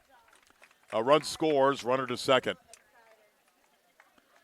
So Trigoyen scores. That will be an RBI ground out by Carstetter. And, Figueroa did a good job getting to the ball, but, boy, that hot potato did not get the sour cream out of the fridge enough. He bobbled it, but he did get the out at first. So RBI ground out Carstetter. Scores Woodburn. Or actually scores Trigoyen for the they haven't put the it should be 6-4. A little slow on the scoreboard there. So second run of the inning for Tampa. So that was Trigoyen who scored, and Villegas up to second. Here's Cole Russo, 1 for 2, singled back in the fourth inning. So 2 outs, and that last run, by the way, charged to Pino. Pitch is fouled off and out of play. Actually, both of the inherited runs will go against Pino's record, so now it's Stevens' record on the mound. So unfortunately, Ethan not able to strand the base runners. It is 6-4. So 2 strikes to count on Russo. Stevens taking his time, still has 10 seconds on the clock. He's not going to hold for one shot, though. The pitch. Just missed. Oh! Stevens started walking off the hill. And Stevens, I guess he's kind of glaring in at the home plate umpire. That's not always a very good idea, but he thought he had strike 3, 1-2. If you're Florida Tech, you want to get Tampa out as soon as possible because they are lethal. 5 seconds on the clock. The pitch is a chopper wide at first. Figueroa will go to Stevens. Underhand flip for the out, and the inning is over. So pretty good job by Stevens considering that he came in with runners on first and third. He did give up the 2 runs, but again, the actual runs charged against Pino's record. So for Tampa, they sent 6 batters to the plate. They scored 2. They do so on 3 hits and 1 runner left on base. So we're halfway, 4.5 innings in the books here at Anti-Semitic Les Hall Field on the campus of Florida Tech. It is Tampa 6 and Florida Tech 4. Well, I'll tell you what, I got to talk about Joe Urso. Somebody should write a book or make a movie about this guy because I almost kind of compare him to Jimmy Stewart in It's a Wonderful Life. What a wonderful baseball life he has lived. So, it goes all the way back to 1992 when he was a player for Tampa. He was a 4-year player, played second base, received numerous honors in the Sunshine State Conference category. So he was a player for Tampa. Was part of the 1992 National Championship team. Then he went away for a while. He was a 49th round draft choice of the Angels, and he played 4 years in the Angels organization and played at Lake Elsinore, which is a beautiful ballpark. He was part of the 1996 California League title team. I mean, I spent 15 years in California. I'll tell you, that Lake Elsinore ballpark is gorgeous, kind of modeled after Camden Yards, where the Orioles play in Baltimore. I mean, if you ever get out to California, particularly to the San Diego, LA area, you should check out a game during the summer at Lake Elsinore. You will not regret it. He also is very active in community work. He's named the unofficial mayor of Lake Elsinore. Again, this goes back about 30 years. He was the, career batting average at Tampa, 377, so very good player. I guess the major leagues didn't think so. 49th round draft choice, but didn't make the majors, but had a nice minor league career. So that's Joe Urso. I could go to part 2 a little bit later. There's a soft liner, right center field, base hit. And Jason Blackstone is on. And that'll bring the potential tying run to the plate. And Noah Burke, the designated hitter. Burke tripled in a run back in the first inning and then hit a soft liner to short in the third inning. So Blackstone on base for the second time, reached on an E4. Back in the reached on an E4 back in the first inning. Pitch is fouled off by Burke, and it's strike 1 on him. So Tampa has 11 hits. Florida Tech has 8. Tampa has 6 runs. Florida Tech has 4. So, again, Burke, who leads the team in home runs, representing the tying run to the plate. Again, just a .225 batting average coming in. But, again, for Burke. 7 home runs and now 19 runs batted in. He'd like to go deep here and tie this game up. The pitch is a ground ball foul down the right field line.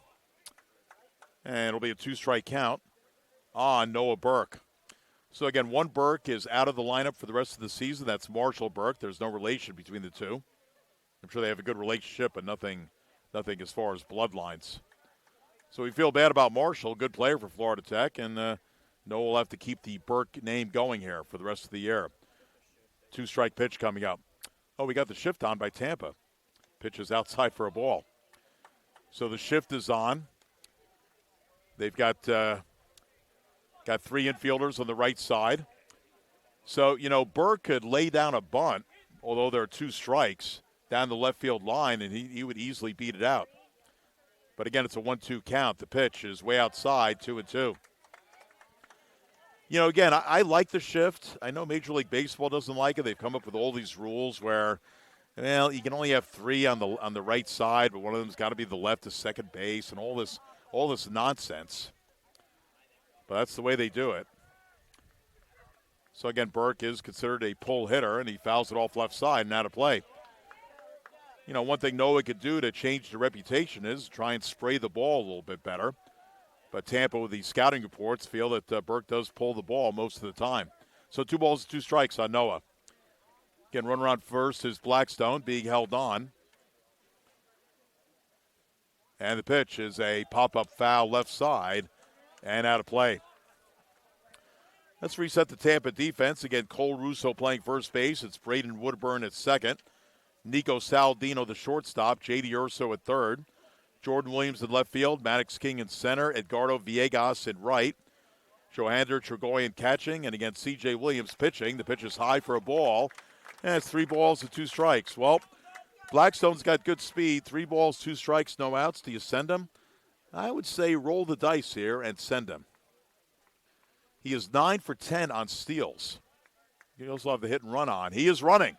And that one is caught and a double play. Well, that is one way that the hit and run backfires. You hit a line drive right to first base, caught easily by Russo, and he was right on first, and Blackstone was running, nothing he could do. So that is a unassisted double play at first base by Russo. So sometimes the hit and run works, and sometimes it backfires, and unfortunately for Florida Tech, it backfired on him there.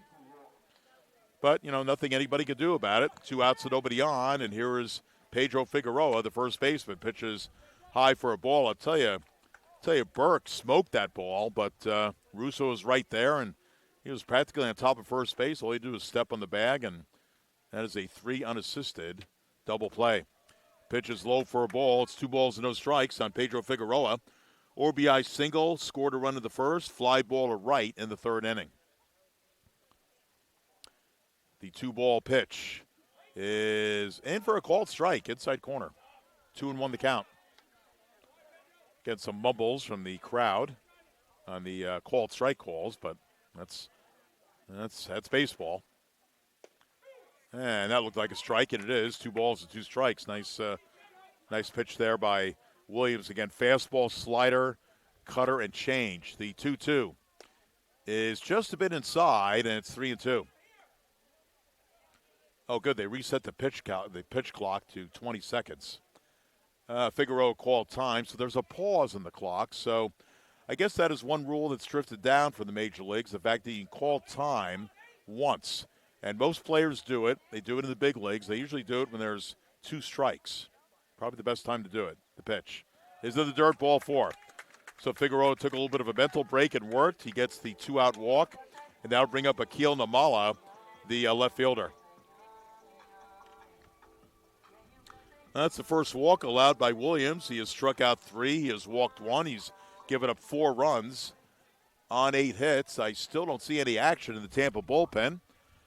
I see a little bit of stretching going on in the Panther bullpen. Again, Stevens just came in, so he should be coming out for another inning. Here's Akil Namala. He's 0 for 2. He has struck out twice. There's a high pop-up right side, but this one is well out of play. Strike 1 on Namala. Brett Kelly in the on-deck circle.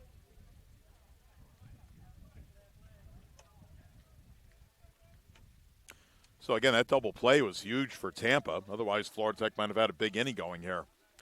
Instead, runner on first and 2 outs. And the pitch by Williams to Namala. Long pause. Down to 10 seconds on the clock. Down to 8. The pitch is high and tight. Fastball, 1-1. Well, the sun is definitely setting. Boy, what a glow off of Hartley Hall. Oh, the sunshine is glowing off of 2 of the windows at Hartley Hall in right center field. Farmer Hall is in the shade, though, and pickoff attempt, and the runner gets back. And the unnamed Hall is well off in foul territory. But I remember starting out here in 2006, and those dormitories were not built yet. And here I am in 2025. I've made it this long. 1 ball, 1 strike. Down to 7 on the pitch clock. The pitch is a ground ball hit to short. Saladino bobbles it, and that should be an error on Nico. And safe at second is Figueroa, and safe at first is Namala. So that'll be error number 2 for Tampa, both by the infield. 1 by Woodburn at second, 1 by Saladino at short. And that keeps the inning alive for Brett Kelly, the Panthers center fielder. He's 1 for 2, singled back at the first, grounded out to short in the 4th inning. Well, another thing I'd like to add to the equation for Florida Tech to be successful in the series is if Tampa makes a mistake, you got to capitalize. The pitch is low for a ball. On the other end of things, you're Florida Tech.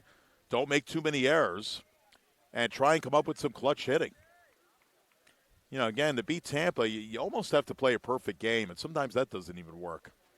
The pitch on the way is in for a ball, and it's 2 balls and no strikes on Brett Kelly. So, again, we're midway through the game. Still plenty of the game left, but Florida Tech trailing 6-4. First and second, 2 outs. Let's see if Kelly can come up with a clutch hit here. The pitch on the way is in for a called strike, 2-1 on Kelly. On deck is Jacob Guthrie. So Figueroa's on second, and Namala is on first. First baseman Russo not holding the runner on at first, playing wide of the bag. The pitch is just a bit outside, and it's 3-1. So Williams in danger of walking the bases loaded. It'll be a 3-1. Has to come in here. And the ball fouled off. 3 balls and 2 strikes. That's pretty good news, though, for Florida Tech. 3 balls, 2 strikes, 2 outs. That means an automatic start for Figueroa at second and Namala at first. So if Kelly could drive one into the gap, maybe we'll have a tie game. So 3 balls, 2 strikes, 2 outs. The runners are off. The pitch, and it hits him. So it's not a walk. It's a hit batter, and Kelly will go down to first base. So the bases are loaded with 2 outs. That'll bring up Jacob Guthrie, the right fielder. So Kelly gets hit for the 5th time this year, and he led the team in getting hit the most last year.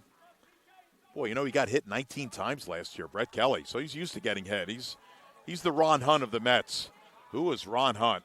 Well, Ron Hunt was a really good player for the Expos, and earlier for that, the 64 Mets. He was the first ever Met All-Star in 64. And Ron Hunt, and then later on Don Baylor, known for getting hit by pitches. Really nothing Kelly could do. Couldn't get out of the way of that one. Let's see. Tampa's got some action in their bullpen. Looks like it's a right-hander. Too far away for me to figure out who it is. Meantime, in the bullpen, I know who that is. That is Noah Steckley. He is currently running in place, trying to get loosened up. And again, he is 6'7". There's a big body to get loosened up there. So he might be throwing here in a few minutes. So here's Jacob Guthrie. 2 RBI double in the first inning, single in the 4th. So he is 2 for 2. He would love to make it 3 for 3 and tie the game up. So Williams in a major jam here. The pitch is a fly ball down the right field line. It's foul, and it's going to be caught by the first baseman, Russo. He's able to stay with it, and the inning is over. So Florida Tech, again, not able to take advantage with the bases loaded. And 2 outs as Guthrie foul pops it to Russo. So the Panthers threatened. They said 6 batters to the plate. No runs, 1 hit. There was a walk, an error, and a hit batter, and they leave 3. So we played 5 innings here at Andy Semitic Les Hall Field on the campus of Florida Tech. It is Tampa 6 and Florida Tech 4. So we'll pause to be back. This is Panther Baseball at Florida FloridaTechSports.com.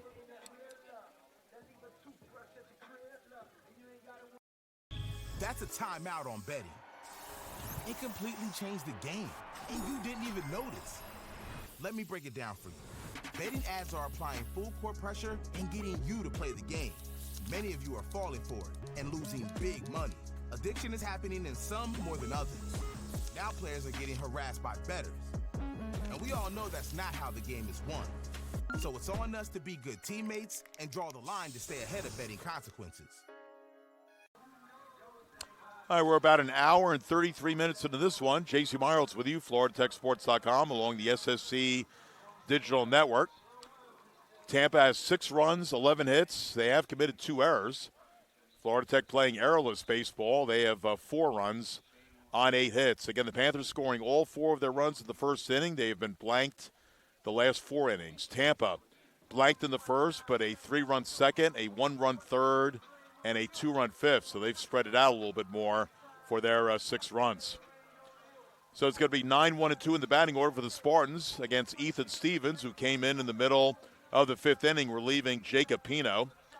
And again, the 2 inherited runners scored, so both those runs go against Pino's record. So Stevens technically has not given up a run yet.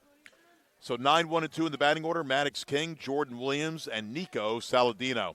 Again, Stevens does not have a natural windup. He pitches from the stretch, and the pitch is a high pop-up. Where is it? I don't know where it is. Oh, it's behind home plate, right behind us. And it's a strike 1 count on Maddox King, who has an RBI double to his credit back in the second, a ground ball third in the 4th inning. So good ball game. Pretty well played. Again, 2 errors by Tampa. Again, Florida Tech, they've left too many runners. Pitch by Stevens is outside, goes off the glove of Fimiano, but no harm done, nobody on base, and it's 1 ball and 1 strike count.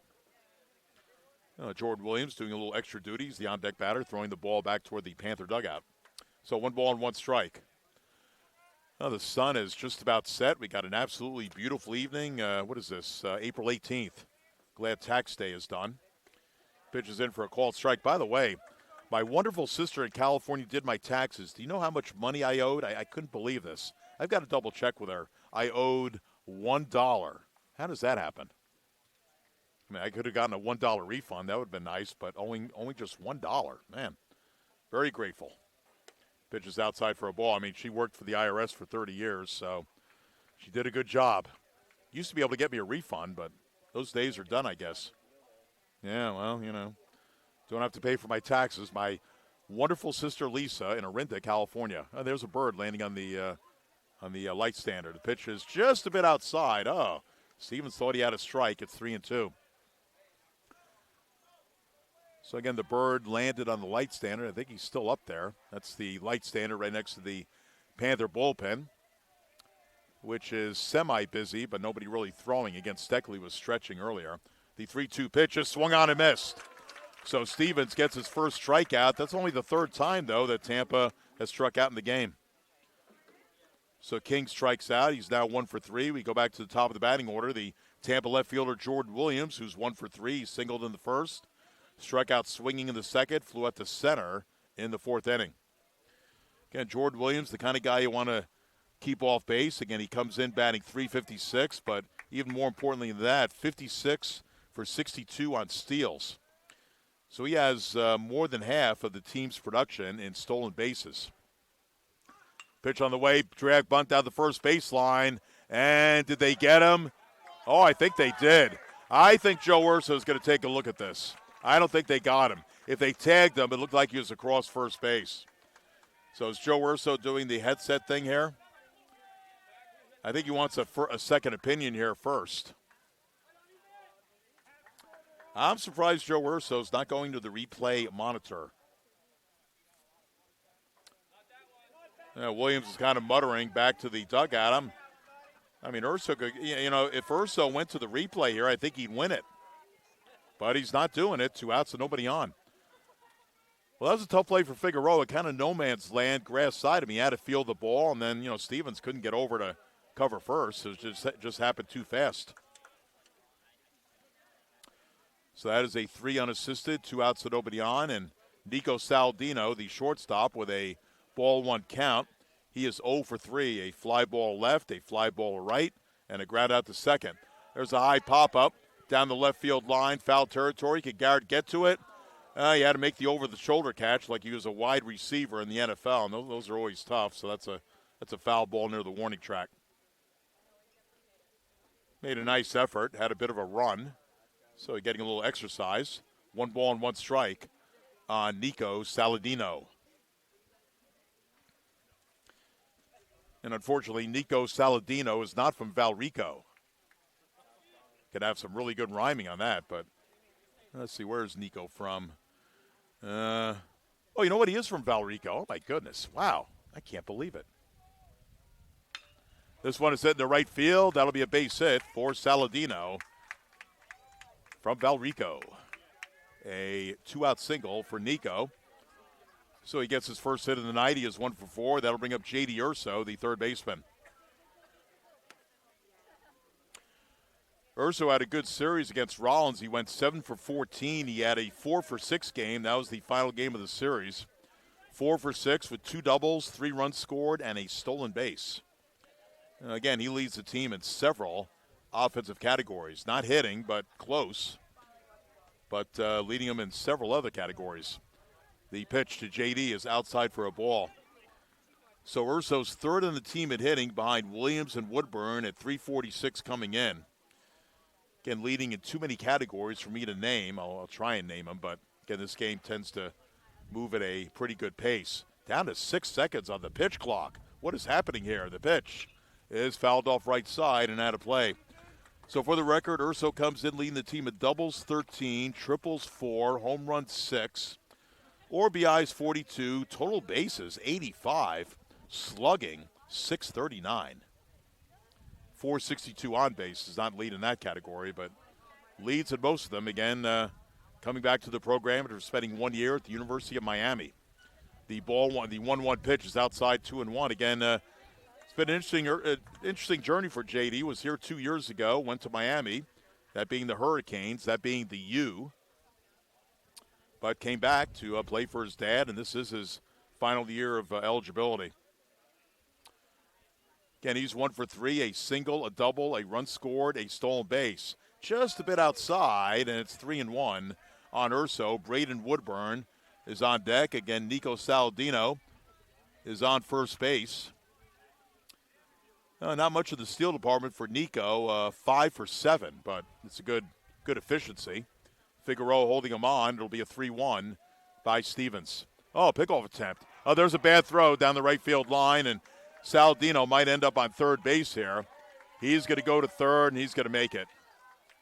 So that's got to be a throwing error on Stevens.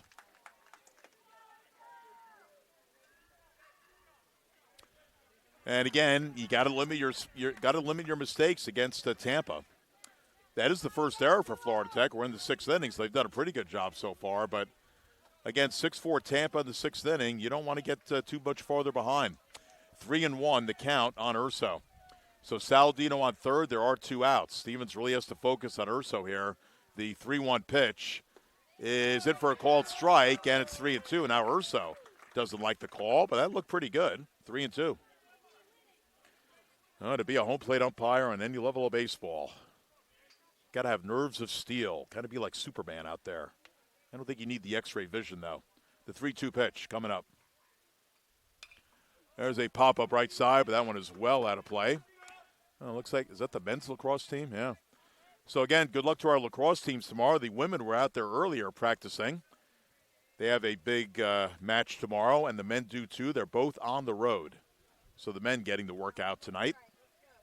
Again, it's a beautiful night to practice. Nice breeze blowing. It'll be a 3-2 by Stevens. And inside, ball 4, so he loses Urso. So Urso is on for the 3rd time in the game. So that's the first walk allowed by Stevens. Urso did not walk anybody, so that's actually the first walk allowed by Panther pitching. And here's Braden Woodburn, the second baseman. He is 2 for 3, 2 singles, and a run scored. Now here's where I would try a steal of second and try and get that runner in from third. maybe hesitate going into second base. I know the Panthers softball team does that as well as their opponents. 8 seconds on the clock. The pitch is on the outside corner for a strike, and it's 0-1. You know, again, that's a tough play to defend. I mean, that's the kind of thing you got to work on in practice. Cutting the ball off, the runner tries to score, you throw home. Or do you try and throw out the runner and take a chance? Strike one pitch, runner holds at first, swung on and missed, and it's 0-2. Well, again, Braden Woodburn batting .355. Maybe you don't want to take the bat out of his hands with that high of a batting average. 2 homers, 26 runs batted in for Woodburn. Again, .312. Tampa bats as a team. Not too many weak hitters in the lineup with this bunch. It'll be a 2-strike pitch by Stevens. Outside, again, Fimiano. All right, delayed steal, throw, and they're not going to get him. They're not going to get him, and they get the stolen base. Again, so tough to defend. I don't know, does any team defend that play well? It really puts you, in it really puts you in kind of disarray. You want to get at least one out of that play, whether it's the runner at second or the run home. You don't allow both, and, well, Tampa gets a run at 7-4. Maybe just don't throw through because there are 2 outs. So Tampa gets a run here in the 6th inning. The pitch is swung on and missed. So striking out is Woodburn. Second strikeout by Stevens. 4th time they've struck out in the game. But the kind of run that Florida Tech really did not want to give up. But Tampa does that to you. They can beat you in so many ways. So they score 1 run on 1 hit. There was a walk and 1 runner left on base. So Florida Tech's still in the game. Again, you don't want to give up cheap runs like that, but they did, and Tampa leads it 7-4 as we go to the bottom of the 6th inning. Let's take a look at the national poll. This is the NCBAA national poll. It comes out every week, usually on a Wednesday.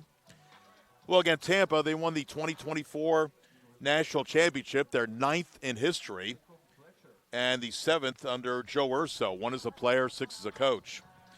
So who do you think the number 1 team is in the country? Any guesses? It's the Tampa Spartans. The team they beat in the championship game last year and who won it 2 years ago, Angelo State, is number 2. And we skip down to number 6 where we find Florida Southern. Again, Florida Southern is probably going to drop because they've lost 2 games to Lynn, and, Lynn might sweep them. I'll be interested in looking at that score when I get home. Rollins was in the top 25. Again, Rollins, the national runner-up 2 years ago, 5th place 3 years ago. They are 22nd. They dropped out of the top 25. So there you have it for the top 25 poll. And do we have a new pitcher? Yeah, number 30. All right, 30 is checked in for Tampa. So the book closed on C.J. Williams. So you can close the book on him. He allows 4 runs on 8 hits. He struck out 3. He walked 1, and he hit a batter. What's the number? 30. And 30 comes in. Jacob Fletcher, who's got a fastball, a slider, a cutter, and a change. And he's got good build to him. He's 6'5", 185, a senior out of Ackworth, Georgia. He's a transfer from South Carolina Aiken. We'll go over his numbers in a minute. So Williams goes 5 innings, so he is eligible for the win. But the only way he can get it is that Tampa's got to keep the lead. Again, they're up 7-4. I don't know if Fletcher's going to finish the game. I mean, four inning saves. Those are as dead as the dinosaurs. All right, Anthony Fimiano lead off for the Panthers here in the bottom of the 6th, 7-4 Tampa. So the pitch by Fletcher is on the outside corner for a strike, 0-1 on Fimiano. He is 1 for 2, a pop-up the second, and a single in the 4th inning. So for the Panthers, 8-9-1 in the batting order, Fimiano, Wiggins, and Garrett trying to chip into this 3-run deficit. Outfield straight away. The pitch is a high pop-up. That one is out of play, over to the right, and Fimiano down in the count, no balls and 2 strikes. So again, Fimiano is 1 for 2. Again, coming in batting .312 with 16 runs batted in. And again, he's only struck out 11 times this year. Down in the count here, 0-2. Pitch by Fletcher is a high chopper hit to short. Nice big hop there for Saladino. Throws to first in time, one away. So Fabiano now 1 for 3. That'll bring up the shortstop, the number 9 hitter, Connor Wiggins. Connor 0 for 2. Fly ball center in the second. Struck out swinging in the fourth inning. So Jacob Fletcher in relief. He has had a good season out of the bullpen. He's 4-0 with a 2.12 ERA, and he leads the team in appearances. This is his 17th on the season. He has started 2 games, but mostly in relief. Pitch in for a called strike 0-1 on Wiggins. So Fletcher's got 3 saves. He's got 3 of the 12. Alfonso leads the team in saves with 6. Joe Urso says he's kind of closer by committee. He's got 2 or 3 guys who have closed this year. The strike 1 pitch fouled off by Wiggins. He's behind the count, no balls and 2 strikes. Fletcher's allowed 26 hits in 29 2/3 innings, just 9 runs, 7 of the 9 earned. He's walked 6, struck out 18, so that's the nice 3-to-1 strikeout to walk ratio. He's allowed just 1 homer, and he's only hit 1 batter. Opposing batters batting .239 against him. Pitch is high for a ball, fastball, and it's 1 ball and 2 strikes. So again, Fletcher out of Ackworth, Georgia. He's the only player out of Georgia on the Tampa roster. That ball's hit a soft liner down the left field line. It's a foul ball. It's going to be caught. Villegas able to venture on over and make the catch about 5 feet into foul territory, and quickly 2 outs here in the bottom of the 6th inning. Again, Florida Tech trailing by 3. We go back to the top of the batting order. And the third baseman, Gabe Garrett, who was 1 for 3, had a nice bunt single in a no-man's land. He bunted it on the grass towards short, and just not able to make the play was the pitcher, Williams. Couldn't really do anything with it. So 2 outs and nobody on. Garrett being shaded slightly toward right center. The pitch is sliced foul down the right field side. Okay, that is Steckley, I think, in the bullpen. He's a very tall guy. Yeah, I think that's 40 Steckley. And there are 3 very tall pitchers on the team. Steckley is one of them. But he is not throwing. So we'll probably see Stevens out for at least 1 more inning. The pitch by Fletcher is a fastball in for a called strike, and it's 0-2. So Fletcher doing a nice job. He's gotten ahead in the count, 0-2 on all 3 batters that he has faced. Again, Fabiano grounded out to a short, and then Wiggins hit the fly ball to right, caught by Villegas in foul territory. The 2-strike pitch coming up. As the ball hit wide to first, nice diving play to first. They get him. So wide to first, Russo dove for it. He was practically in the second base side of the field. He smothered it and then flipped it to Fletcher for the 3-1 put out, and the inning is over. So it's a 1-2-3 inning executed by Fletcher. That is the second time in the game that Florida Tech has been set down in order. 3 up and 3 down. So we've played 6 innings. It's Tampa 7 and Florida Tech 4. We'll pause and be back. This is Panther Baseball at FloridaTechSports.com. NCAA athletes don't just compete, they make history. Representing our nation with pride and excellence, they bring home the hardware. Our college campuses serve as training grounds for the next generation of stars. Catch tomorrow's Olympians and Paralympians on the NCAA Championship stage today.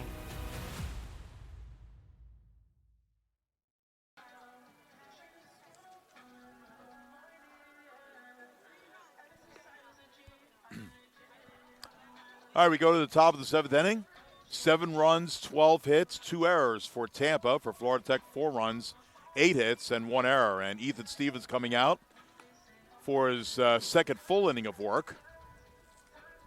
Again, he came in the middle of the 5th inning, relieving Pino. Again, Pino got charged with the 2 inherited runs that Stevens came in. So, again, Stevens has Stevens has allowed 1 run. He allowed 1 run in the 6th inning, but a pretty good job by Ethan. And again, we'll keep an eye on the bullpen, see how long Stevens goes. Again, keep in mind it's a 3-game series. Doubleheader tomorrow. You don't want to use up too many of your pitchers. Okay, here is Joander Irigoyen. He is out of Winter Garden. He's leading off here in the top of the 7th inning. So Stevens, again, no natural windup, pitches out of the stretch exclusively, swung out and missed by Irigoyen. So it's Johander, followed by Villegas and Karstetter, 5, 6, and 7 in the Tampa batting order. Again, 7-4 Tampa. The pitch is off the outside corner, 1-1. So again, Florida Tech, they jumped out to a 4-0 lead at the end of the first inning, and they have not scored since. 5 consecutive scoreless innings, and Tampa caught up pretty quickly. 3 in the second, 1 in the third, 2 in the fifth, 1 in the sixth. 7 unanswered runs. There's a ground ball hit to short. Wiggins feels it, straightens up, throws to first in time, 1 away. So Irigoyen grounds out. That'll bring up Edgardo Villegas, the right fielder. Villegas has had a good ball game. He's halfway to the cycle. A single and a double. Produced 1 RBI on each of those. And a soft liner to short. So he's 2 for 3, 2 RBIs, a double, and a run scored. Didn't have the chance to sell any hot dogs. Pitch on the way is fouled off. Sliced foul over toward the left, and it's a strike 1 count on Edgardo Villegas. Again, out of Vega Alta, Puerto Rico. Well, I'll tell you, I've looked over Tampa's schedule this year. Kind of an interesting note. I'll pass along here. The strike 1 pitch, waved out and missed. That looked like a golf swing out of the trap. So 2 strikes to count. So Tampa's played, I guess, about 95% of their games in Florida. They played 1 in Georgia, 3 in Alabama, but they played 4 in California against Cal State San Marcos. So they ventured out west. And the pitch is just a bit outside, and it's 1-2. I'll tell you, I've got to ask Joe Ursa tomorrow. I mean, how many series have you played in California in your 25 years? Maybe he's been out there before. Now, again, he was out there for a while in the Angels organization and playing minor league ball. And they took 3 out of 4 from Cal State San Marcos. So that was a very productive trip on their way to a current record of 32-6. Just a bit outside, it's 2-2. They beat Cal State San Marcos 7-4, 11-7, and 16-4. They lost 8-7 in a final of 8 innings. Guess they didn't go 9 in that one. It'll be a 2-2 pitch by Stevens. And outside, and it's 3-2 on Villegas. Again, Kevin Karstetter is in the on-deck circle. Again, Villegas entering play today, batting .320 with a homer and 20 runs batted in. 10 for 13 on steals. You might want to keep him off base. That one is way inside, and that is ball 4. So 1 out walk Villegas will bring up Kevin Karstetter, the designated hitter. So second walk allowed by Stevens. Again, Pino did not walk anybody, so that's only the second walk allowed by Panther pitching. Here's Karstetter. Has an RBI ground out, unassisted the first. RBI double and scored back in the second. So he's 1 for 3, but he's got 2 runs batted in. So leading off at first is Villegas. Figueroa holding him on. The breaking ball outside for a ball. It's ball 1 on Kevin Karstetter, who's out of State College, Pennsylvania. You think maybe he roots for Penn State? He's actually a transfer, though, from Arizona State. How did that happen? So not an Nittany Lion, but he was a Sun Devil for a short time. Just a bit inside, and it's 2-0. Well, you talk about a team with a great college baseball history. I mean, you talk about Miami. You talk about USC. You can certainly talk about Arizona State. They've always had some great teams. A fellow by the name of Reggie Jackson played there way back when in the 70s. Actually, no, you know what, the 60s. The heck with the 70s. Swung on and missed, 2-1. Reggie Jackson played for Frank Kush, if you could believe that. Of course, Kush, he also played football. Kush was the football coach there as well. So Reggie played some football, but of course known for his baseball exploits. The pitch is outside, 3-1. So Arizona State, great baseball history there. And again, that's where Karstetter transferred from. All right, 3-1 is the count on Kevin. Again, out of State College, PA. So maybe he does root for Penn State. The pitch is swung on and missed, 3-2. Well, 3 balls, 2 strikes, 1 out. Again, you got Villegas on first base. Do you send him 3-2 and 1 out? Villegas, as I mentioned, 10 for 13 on steals. I'd probably send him. Got a pretty short lead, though. He fakes it. Swung on and missed. Didn't matter. Strikeout. Carstetter. So, strikeout number 3 for Stevens. Fifth time that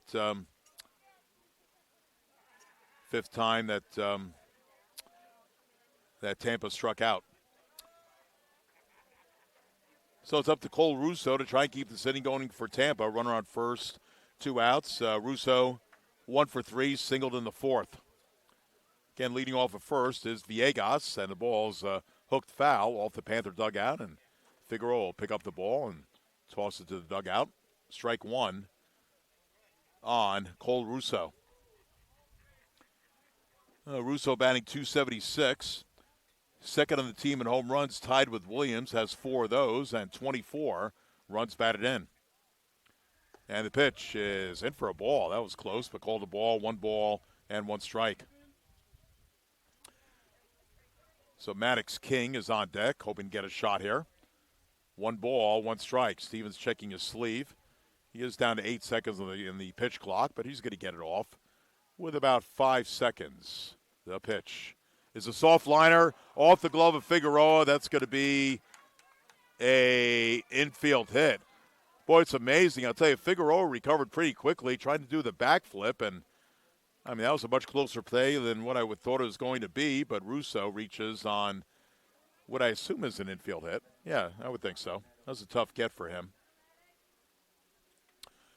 So Villegas reaches up to second, and Russo now 2 for 4 with 2 singles. Again, that was the infield variety. And again, a big spot here for Stevens and for Florida Tech. You're down 7-4, top of the 7th. You don't want to fall any farther behind. King, RBI double in the second, 1 for 3, and he swings and fouls it off. That might have gotten Fimiano on the right hand. So Fimiano is not a one-handed catcher, and the trainer's going to come out and take a look at him.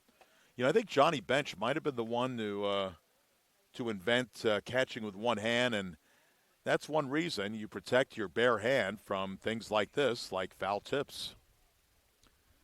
So Fimiano doesn't seem to be in a great amount of pain, but he's probably wincing inside, and Coach Jeff Tam is going to come out and take a look.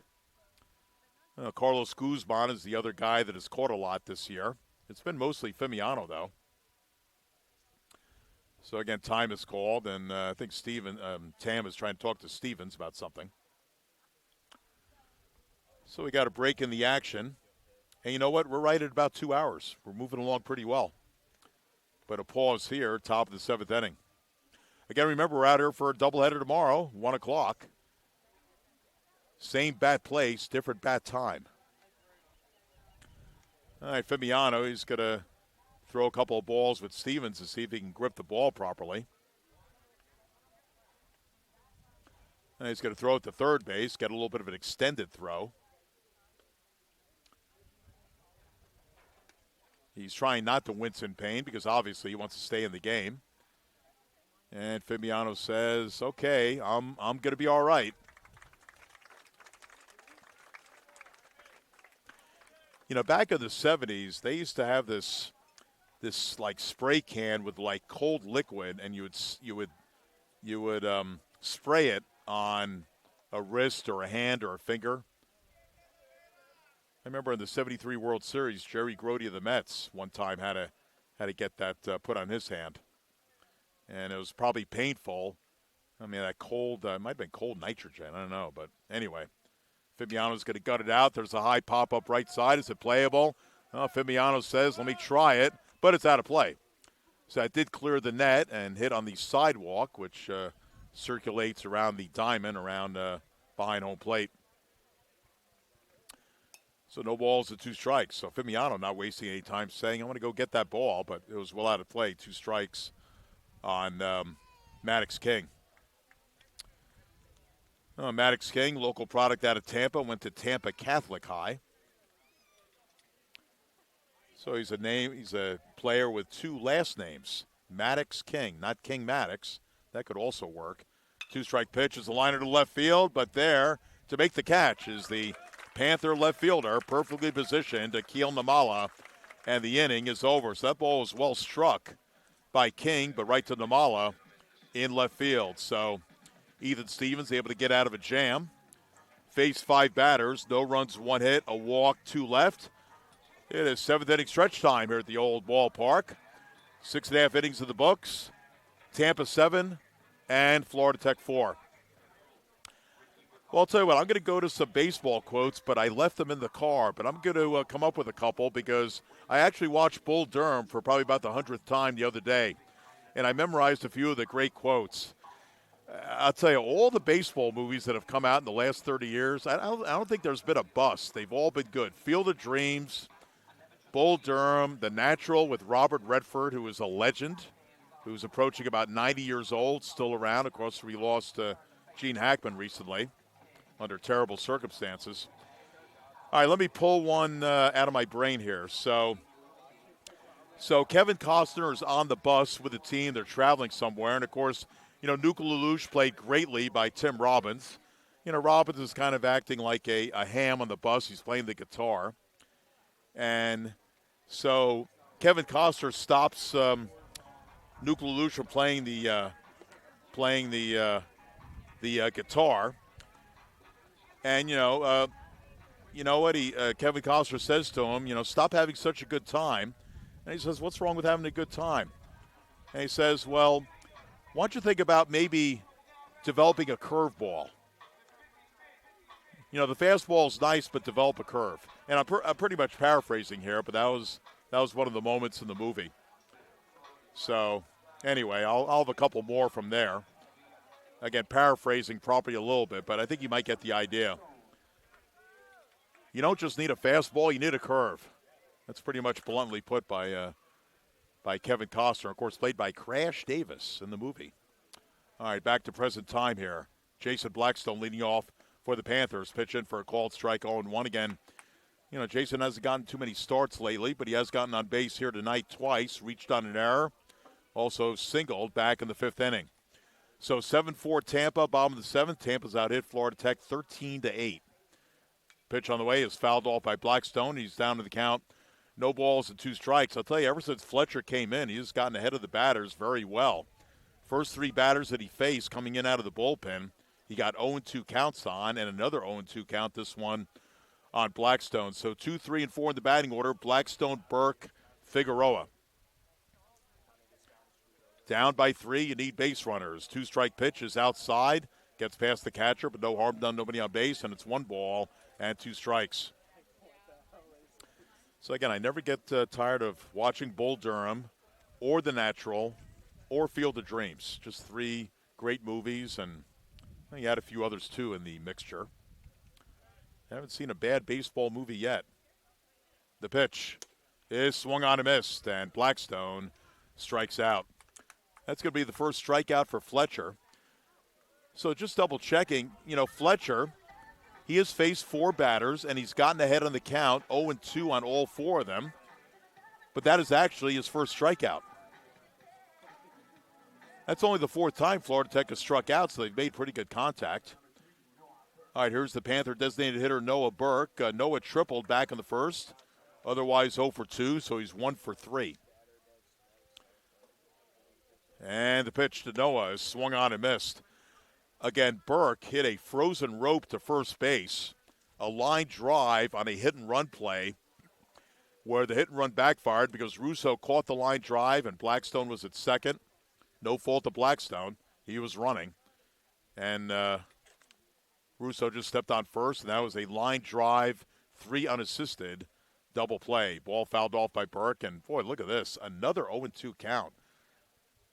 I don't know. Has Fletcher in his career ever done this? 5 first batters of the game, and he gets ahead 0-2. I mean, that's glorious for a pitcher. All right, Panther bullpen is getting busy. That is not Steckley. It's somebody shorter warming up at the pen.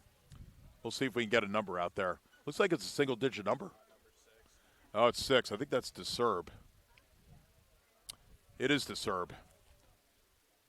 The pitch is fouled off left side by Burke. Continues to be an 0-2 count. So Fletcher is living large on the 0-2 count tonight.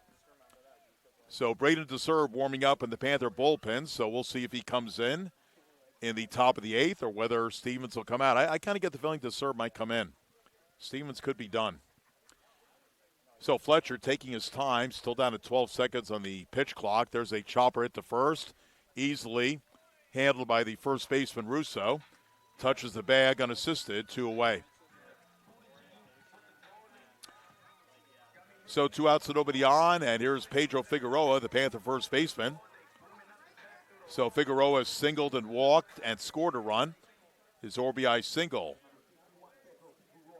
drove in the second run in that 4-run first. So again, Florida Tech, a 4-run first. We're in the bottom of the 7th, and they have not scored since. So they jumped out 4-0, but Tampa with 7 unanswered runs over the last 6 innings. Pitch in for a called strike, 0-1 on Figueroa. So is Fletcher going to go 0-2 again on what would be his 6th batter? Figueroa hoping to mess things up here.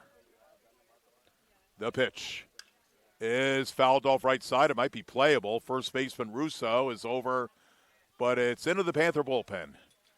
So Fletcher has done it again. Another 0-2 count on the 6th batter that he has faced in relief. I'll have to talk to Joe Urso about that tomorrow. Boy, can you believe Fletcher yesterday?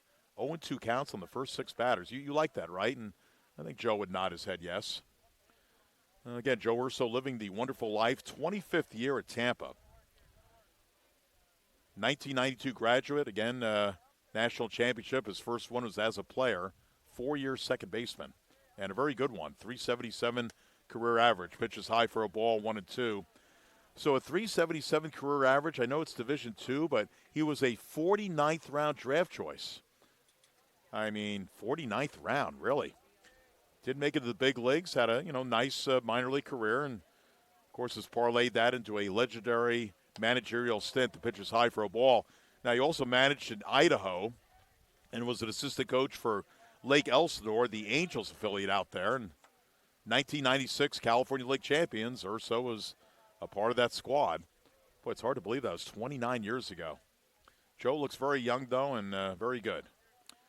2-2 pitch is fouled off. Figueroa battling Fletcher, stays alive at 2-2. I don't think Joe has aged a bit. He looks like he could probably still play. But again, what a baseball life. Very good, good minor league player. Very good high school player at Plant High. So he's one of the famous graduates of Plant High outside of Tampa and west of Lakeland. Fletcher with the 2-2. There's a ground ball hit to short, fielded by Saladino, throws to first in time, and the inning is over. And I'll tell you, Fletcher, what a job he has done in relief. He has retired all 6 batters that he has faced. And again, not to harp on this, but he was able to get 0-2 counts on all 6 batters.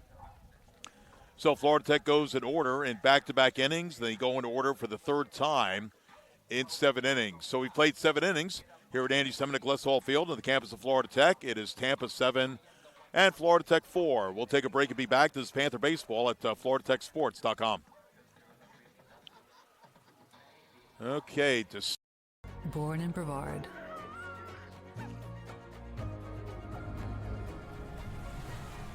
Powered by purpose. Forged by our community. At Health First, we know it's more than just healing well. It's about living well, too. So you can enjoy more moments with those who matter most. Because wellness starts with we.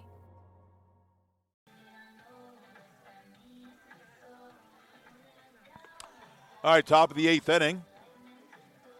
So Florida Tech started off with Jacob Pino, who went into the middle of the 5th inning, was relieved by Ethan Stevens.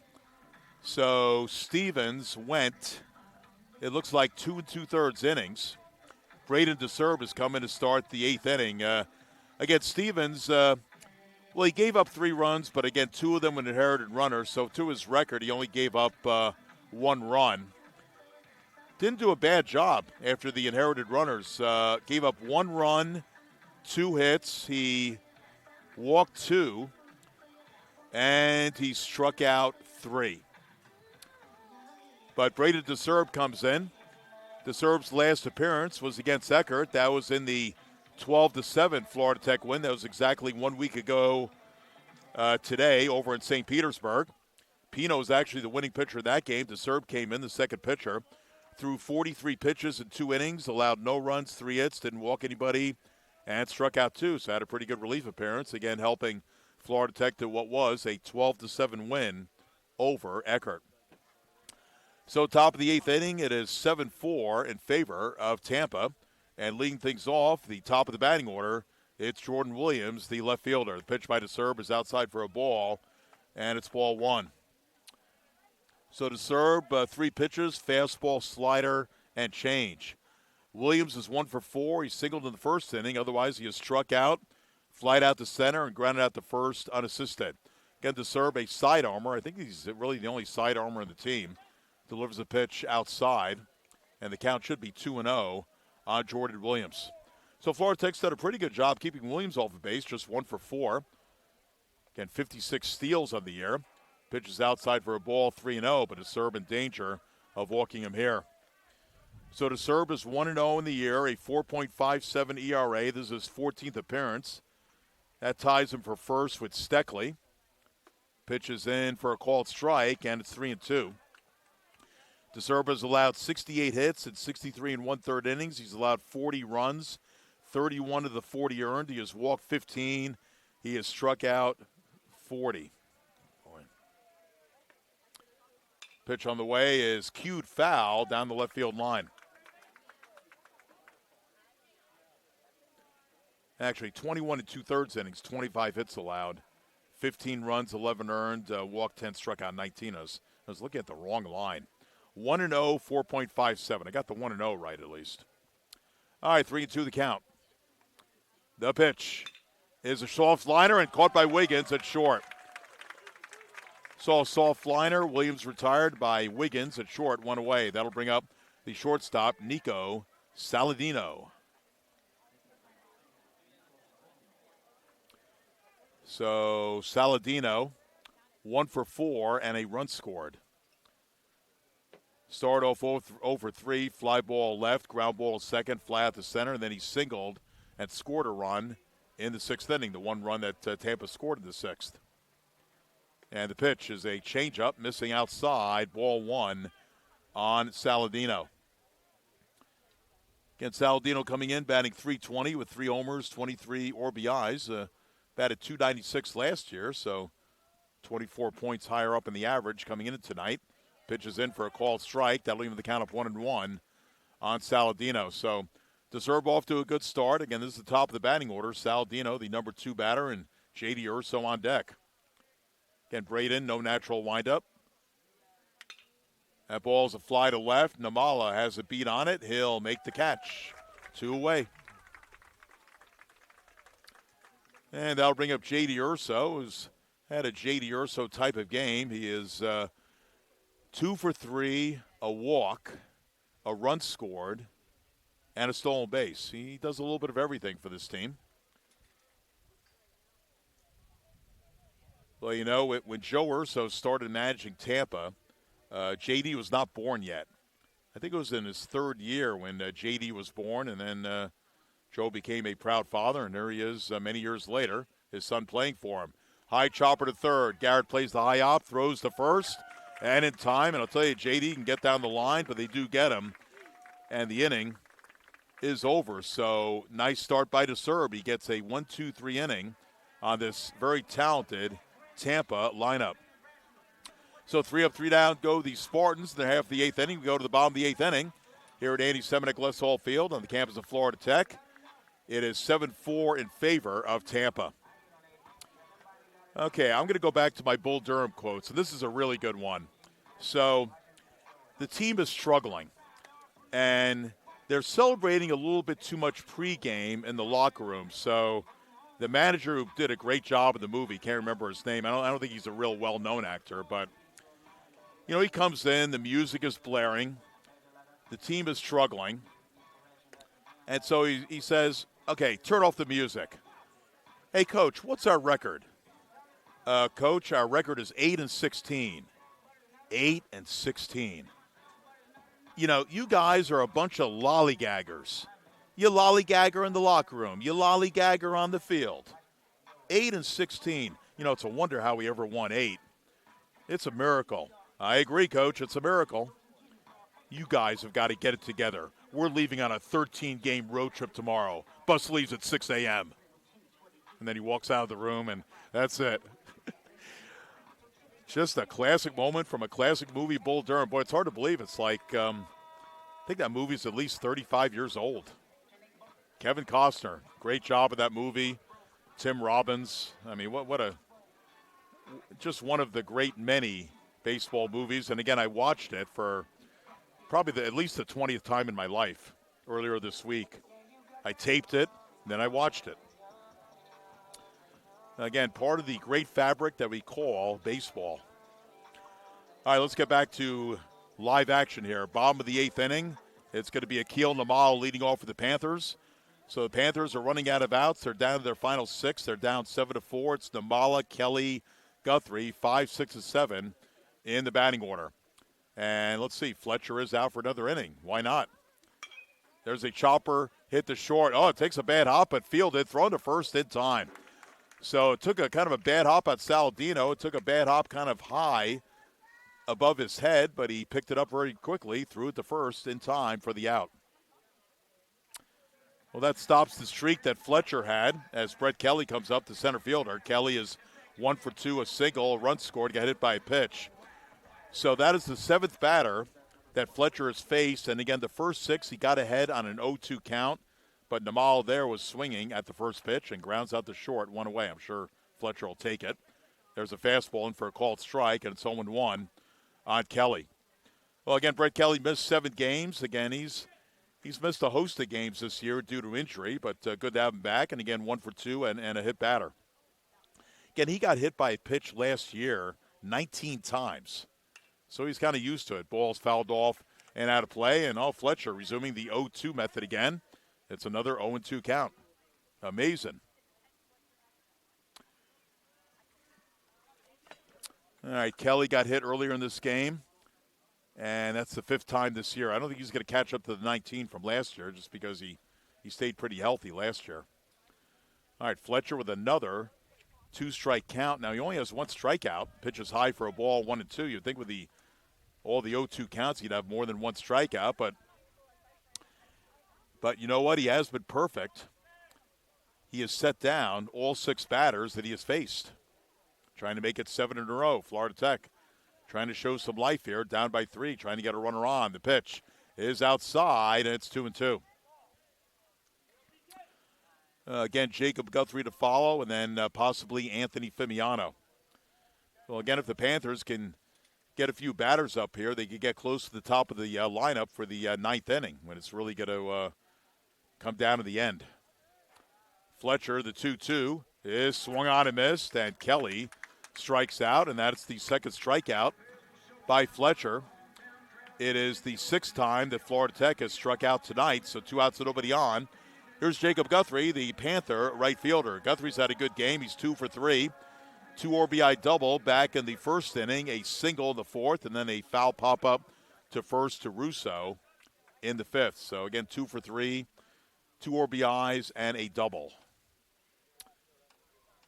So Fletcher, a long pause, and the pitch is a fly ball to right. It's pretty deep. Back of the ball, the right fielder will make the one-handed catch. That is Villegas. So Villegas kind of casual going back, pretty much had it all the way. And he gathers it in, and the inning is over, and that is 3 consecutive 1-2-3 innings by Fletcher. So he has faced 9 batters. He has retired all 9. He has struck out 2 of the 9. So the Panthers have not had a base runner since the 5th inning, and they have not had a hit since the first batter of the 5th inning, that being Blackstone. So the relief pitching for Tampa tonight has been stellar. So we played 8 innings, 7-4 Tampa. We'll pause and be back. This is Panther Baseball at FloridaTechSports.com.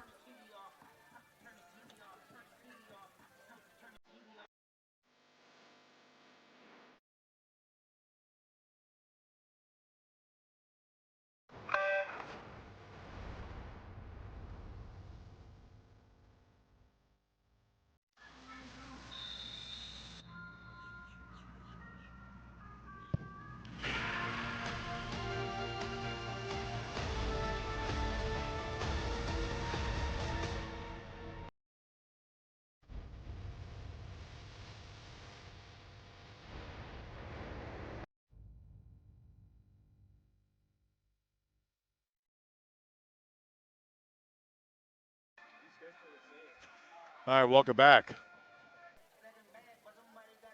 My good friend Lucas to my right doing a great job, as is missed three-pointer Remington Smith from the basketball team. Again, Florida Tech getting 2 new basketball coaches, one on the women's side, one on the men's side, and we wish them well as John Reynolds has retired and Billy Mims stepped down. They had a press conference earlier this week. But, Fletcher, and the guy does have a first name, I just got to remember it, Jacob. Will Jacob Fletcher come out for the 9th inning and try and get a 4-inning save? Boy, I missed the 4-inning saves from the 70s. I think Nolan Ryan misses those too. All right, here's Johander Trigoyan leading off for the Spartans in the 9th inning. Again, 7-4 Tampa. Takes a pitch inside for a ball 1. Trigoyan is 2 for 4.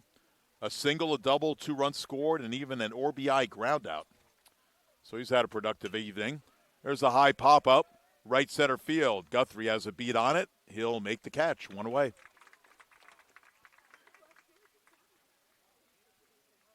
Oh, look at the bat boy hustling out there. We got a bat boy here. I just noticed it. Good hustle. Actually, that was Woodburn who flied out. Now Trigoyan will bat.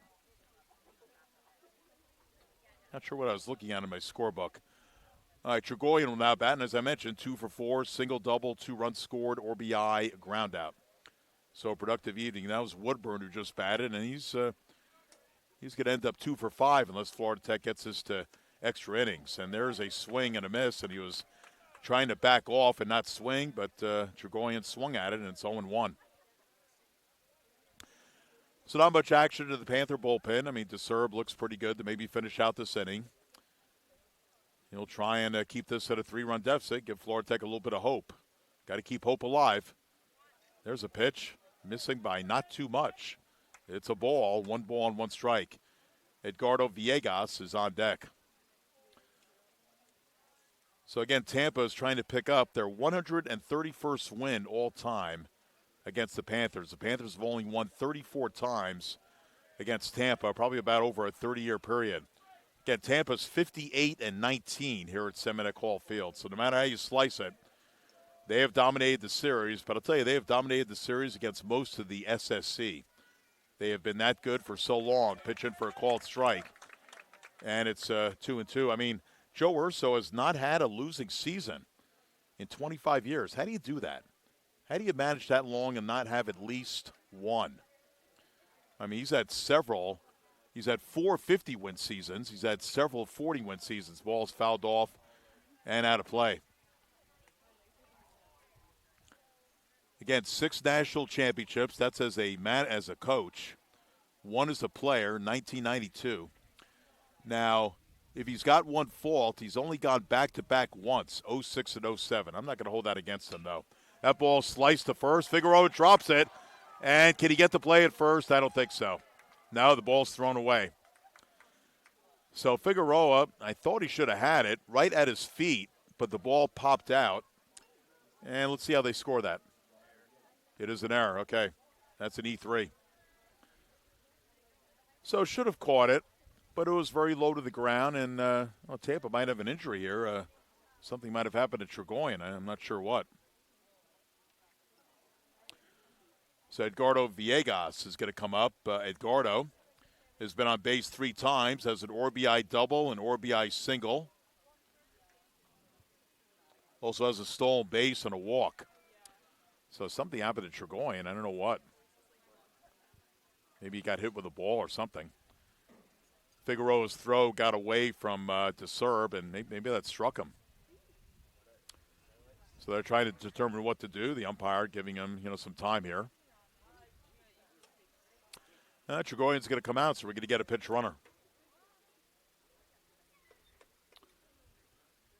Well, again, he's the catcher, so I'll tell you what, he's a very good catcher, and so is Santiago Garavito.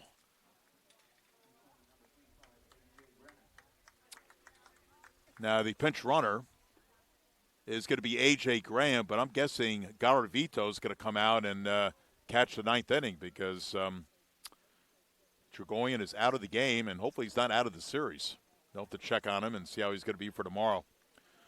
So again, Villegas, 2 for 4, 2 for 3, a walk, RBI double, RBI single, run scored.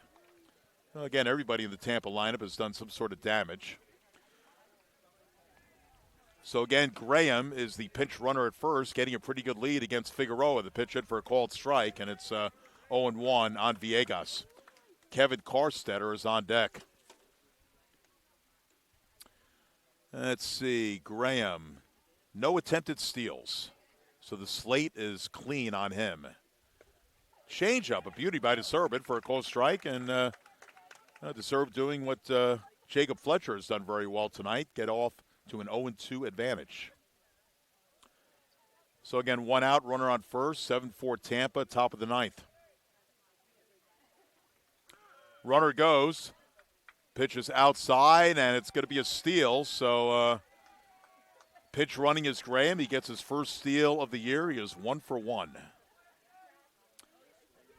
So third steal, Villegas had one, and Urso stole third. So second steal, second, and also steal of third. So runner on second base and 1 out.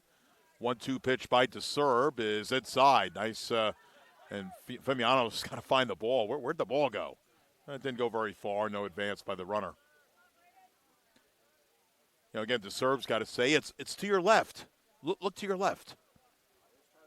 You got to help your teammate out, and he found it. So 2-2 the count. Outfield straight away against the left-handed hitting Villegas. Again, he's the right fielder. The pitch is a ground ball in the hole, base hit, and that's going to score the run.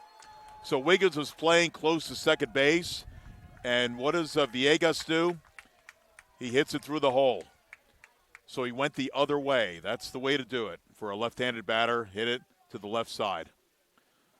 So RBI single, Villegas scores the pinch runner Graham, and now it gets a little tougher for Florida Tech. They're down 8-4.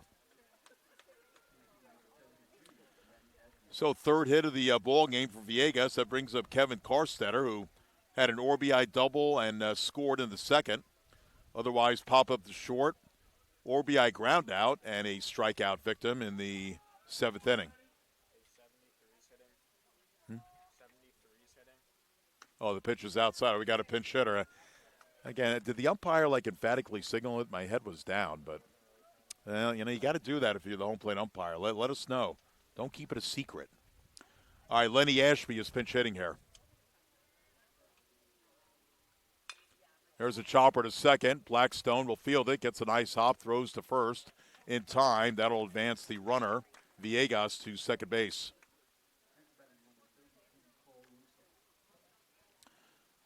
So a good piece of hitting by the pinch hitter Ashby. Hit it to the right side, but there are 2 outs. And here's Cole Russo, the first baseman. He is 2 for 3, 2 singles.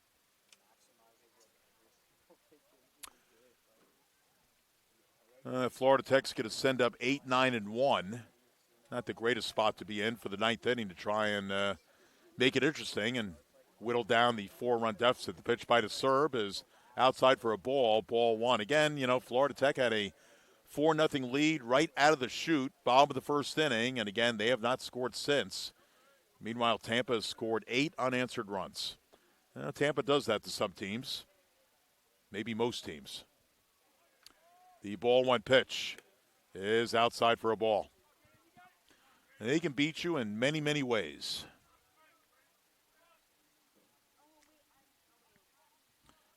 So again, Joe Urso's only gone back-to-back in national championships once, 06-07. But you know what? The pitch on the way is in for a called strike, 2-1. But you know what? He averages a national championship about every 3 years. So you don't really have to wait that long. 06, 07, 2013, 2015, 2019, 2024. Last year up in Cary, North Carolina. The pitch is outside for a ball. Cary right outside of Raleigh. Well, Joe Urso trying to get his team back to that popular spot of Cary, North Carolina. Again, he had a long road to do it. Won the region, won the super region, got the berth, and won it all. Pitch is just a bit outside, and it's ball 4, a 5-pitch walk to Russo.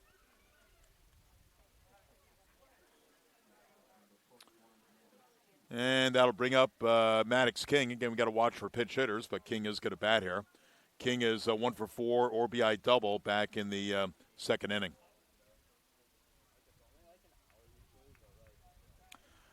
I'll tell you, that is a streak that any college coach would take. You manage for 20, 25 years. You know what? I'm going to win a national championship every 3 or 4 years. I think any athletic director, any fan base would be happy with that. Pitch in for a called strike. But it's not only that with Joe Russo. I mean, he has one national runner-up in his 25 years, but he gets to the World Series probably at least 25 to 30% of the time. I'm just kind of guessing. Pitches in for a ball. So he's gotten to the World Series a lot, but he's won a lot. He's won 6.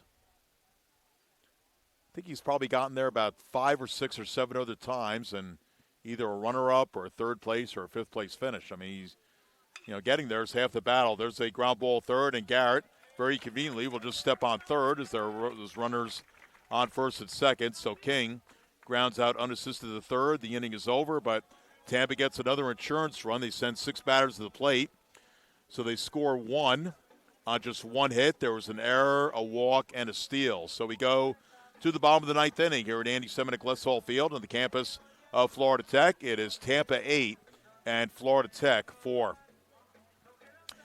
Well, another thing about Joe Urso, again, I could talk about him the entire game. So if he holds on here, this will be his 1,040th win. Is Fletcher out of the game? I think they just – oh, no, new catcher. Okay. That should be Garavito catching. Yeah, that's still Fletcher. Looks like 14. Yeah. All right, so God. Yeah, Santiago Garavito's the new catcher, and boy, Fletcher's going to come out. I'm going to have to shake his hand tomorrow if he gets a 4-inning save. And again, I'm the Florida Tech announcer. I want Florida Tech to win, but you got to be fair to this Tampa team. I mean, Fletcher, he has faced 9 batters. He's retired all 9. He's got 2 strikeouts. So again, Joe Urso, what a life he has lived. By the way, he has not won all the national championships at Tampa, but he's won most of them. 1 as a player, 6 as a coach. I mean, they did win 2 before the Urso era started. Lilo Prado was his head coach in 1992. He won 1 of them. And then there was one other manager that won that. I think that's Dominguez, yeah. All right, Adrian Dominguez going to pinch hit here for Fimiano to start off the bottom of the 9th inning. So head coach Jeff Tam is reaching to his bag of tricks, hoping to spew some magic here. And you know what? Jaden Hill is on deck, another pinch hitter. So it's going to be Dominguez, Hill, and then I would think Garrett, the top of the batting order. Pitch to Dominguez is high and outside, ball 1. So Dominguez is 11 for 41, batting .268. Just his 21st appearance. Again, for Florida Tech, this is their 42nd game. They'll play at least 50. They'd like to play more than 50. Pitches outside for a ball. Again, keep in mind, in the Sunshine State Conference in baseball, there is no tournament. So your regular season resume is what has to get you into the postseason. And it gets you into a regional. You got to win a super regional. And you got to get to the World Series and try and win that. It's a long season in college. Pitch in for a called strike. I think they added the Super Regional, I want to say about 7 or 8 years ago. Just another hurdle that a college team has to jump over. I mean, in Division I, same thing. It is a long season. I mean, if you have a really good year, you're going to play about 60 games.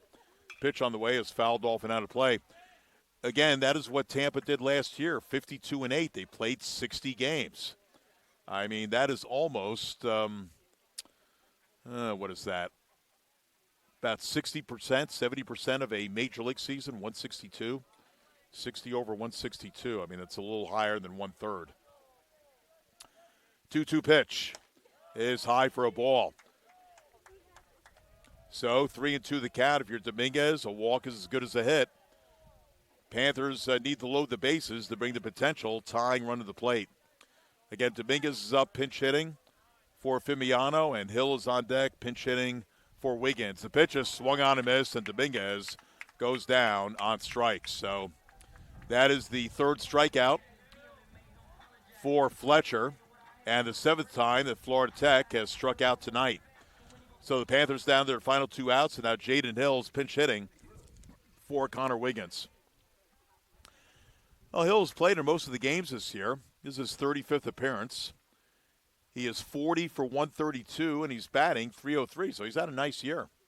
Just not just out of the lineup in this game until he's pinch hitting here. Pitch outside for a ball one. And again, he's played mostly left field. He's played a little bit of center. I imagine he's probably going to start at least one of the 2 games tomorrow. We'll have to wait and see. Again, Namala's been doing very well in left field. Kelly is back. You got Guthrie in right. So, you only have so many positions and only so many players. And Garavito's going to go toward the dugout. Hopefully he's not hurt. They're going to do something with him. How many catchers do you carry on a team? Probably no more than 3, really. So Garavito, again, came in for Jagroyan, who got hurt on a play at first base. And we'll have to see about his availability tomorrow. That'll be probably one of the questions I'll ask Joe Urso. Along with, how do you win a national championship, Joe, every 3 or 4 years? He kind of chuckled at that one. I actually already asked him that. And you know what? I answered it for him. I said, well, you're a good manager. You got good players and good coaches. And maybe a little bit of luck. Luck probably does factor in a little bit. But, Tampa's just a powerhouse in baseball. There's just no question about it. Pitch on the way is swung on and missed. By the way, the Tampa softball team is very good, but the Panther softball team took 2 out of 3. We just got word of that a little while ago, or a little bit earlier this evening. So good job by Tampa softball. It's going to be a happy bus ride. In fact, they might already be back by now from Tampa. Pitch is high for a ball. So they won 8-3 last night, a 5-run 9th inning. So went in extra innings. They won it. They lost the first game 3-1, and then they won the second game by a certain score. Oh, 1-0. That's right. 1-0. 2-1 pitch is fouled off and out of play. So Tampa softball was number 3 in the country. Tampa baseball, number 1 in the country. Tampa baseball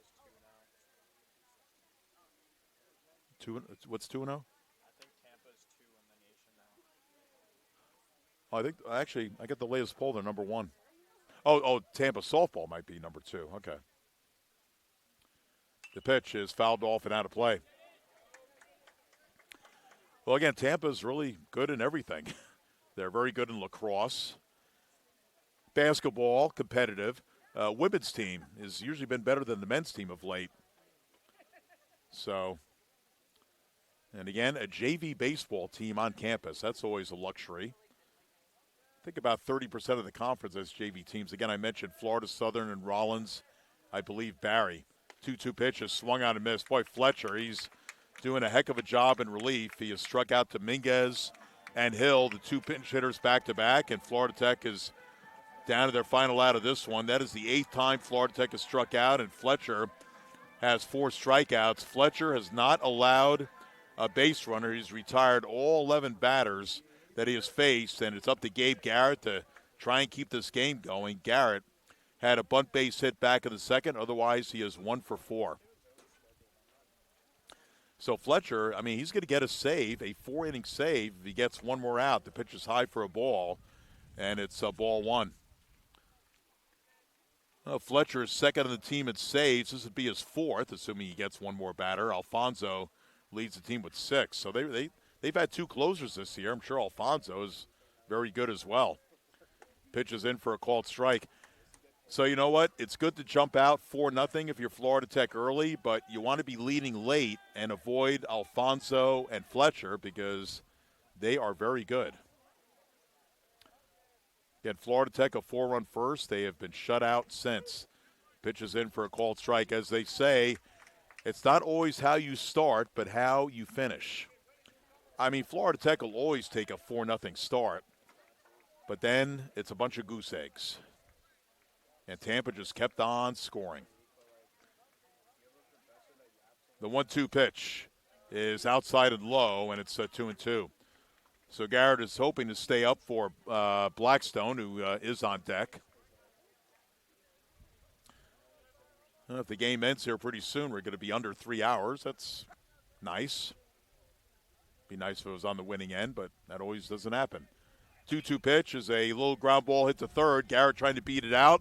Throw to first will be in time. A little bit of a hesitation by Urso, but he got it together. He pumped once, but threw on for the out, and the inning is over, and that does it for tonight. Tampa wins their 33rd game of the year against 6 losses. So they continue to roll on. They've won 9 in a row. They had a 10-game winning streak earlier this year, so they're going to try and duplicate their 10-game winning streak from earlier this year in Game 1 tomorrow. But, boy, what a job by Fletcher in relief. He retired all 12 batters that he faced. He gets a 4-inning save, his 4th of the year in relief of C.J. Williams, who definitely gets the win. And Williams is not too bad either. He improves to 9-2. Pino is the loser for Florida Tech. He goes 2-4-2. So let's do a quick wrap-up of this one as we'll do that, and then we'll see you tomorrow at 1 o'clock. So Florida Tech got out of the chute really well. 4-run first inning. RBI triple by Burke. RBI single by Figueroa. 2 RBI double by Guthrie. And the Panthers are off to the races. Kind of like an early horse race in the Kentucky Derby. You got way out in front. But you got to slow up a little bit. And the other team's going to catch up. And after the 4-run first, Florida Tech did not score the rest of the game. Tampa got 3 in the second to make it 4-3. RBI double Villegas, RBI double Karstetter, and RBI double King. They had 3 doubles in the second inning, and that wasn't the end of the double-itis. They got another double by Urso, who would eventually come around to score in the third inning, and that would be an RBI ground out by Trigoyen. And Tampa tied the game at that point at 4. They made it 6-4, 2-run fifth inning. RBI single by Villegas, RBI ground out Karstetter, 6-4. And it remained that way. Let's see, it remained that way. They added another run in the 6th inning. And then one more in the 9th inning. RBI single Villegas. And again, we'll see if we can get a box here in a minute. But again, a final score.